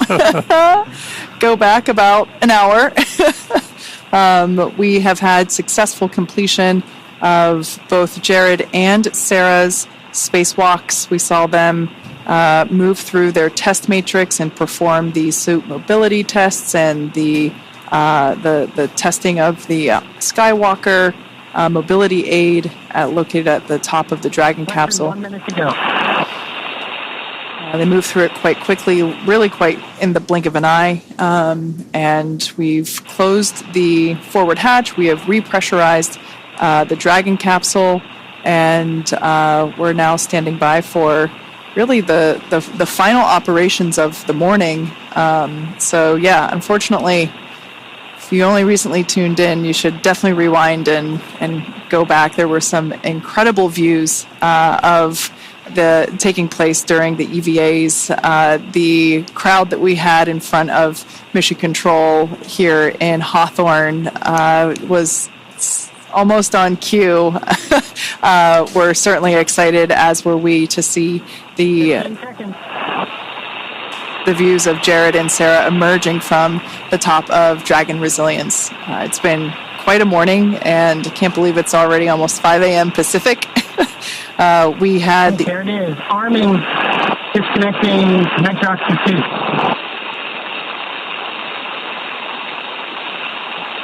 And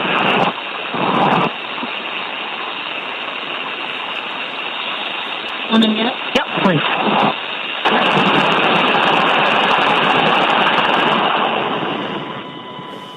All right, check secondary O2 valves closed. EV1's closed. EV2's closed. Sport 1 closed. Sport 2 closed.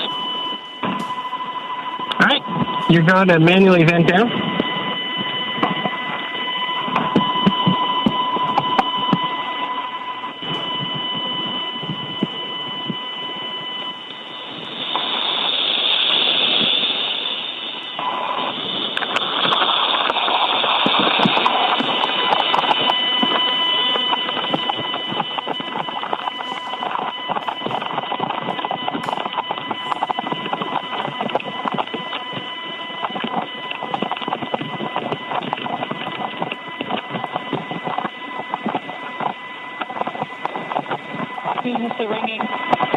Checkbox. Yeah, it's everybody.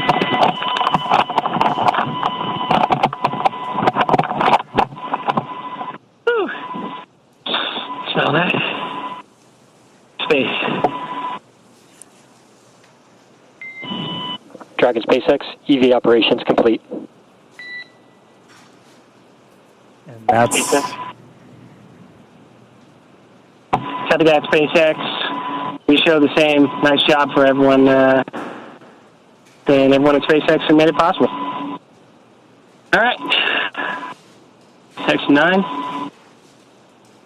Turn all seats, push to talk to manual. Armed. Execute. Space.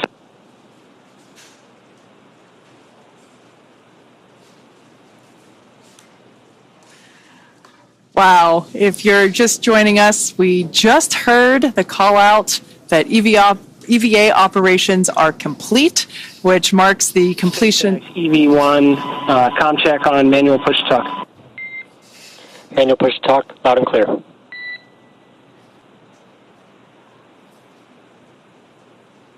right, that's the crew just switching off from. We have you loud and clear.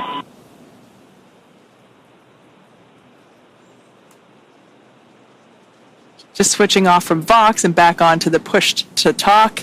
That silence, really, that's it. That was the first ever commercial spacewalk. We started at 3:12 a.m. Pacific time, which puts us at 1 hour and 46 minutes. The 4 astronauts on board Dragon Resilience performed a suited pre-breathe process to acclimate their bodies for the reduced pressure. After that, the cabin was vented and the hatch door was opened. And Mission Commander Jared Isaacman, he was the first to exit the spacecraft. He got out there. We saw him right as we were starting to get into that orbital sunset. He was able to complete all of his tasks before he ingressed, got back inside a Dragon. We did that quick attitude adjustment, and then it was SpaceX's own Sarah Gillis, the second to exit the spacecraft, do her task for the EVA. Jared and Sarah got back inside. Everybody's reporting back healthy. We had a pretty smooth and nominal repress. Our mission pilot, Scott Kidd Poteet, and our mission specialist and medical officer, Anna Menon, have been supporting the spacewalk throughout from inside. They went through the same pre-breathe, the same depress process as Jared and Sarah. They did a spacewalk too today, and everybody's reporting back healthy. And just, I'll say it again because all the stat heads out there, I know you guys are tracking, our official start time was 3:12 a.m. Pacific. And our official end was at 4:58 a.m. Pacific. That was 1 hour and 46 minutes of spacewalking time. Next, the crew's going to prepare for post-EVA operations. This is powering down everything on their suit. These were only needed, obviously, while they were in there. They're going to be able to get out of their suits next and kind of start moving around the cabin. They turned the Vox off, so we're not hearing kind of like the constant back and forth anymore. But wow, really cool to see him back inside, EVA complete. And it's the work isn't completely done yet. They'll also have to perform some comms checks along with some additional tasks before their seats are rotated back into their pre-EVA position.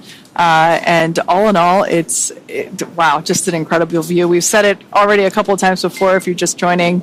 Dragon SpaceX will be with you when you're ready in 9.3. Cabin atmosphere is looking pretty good right now, very stable.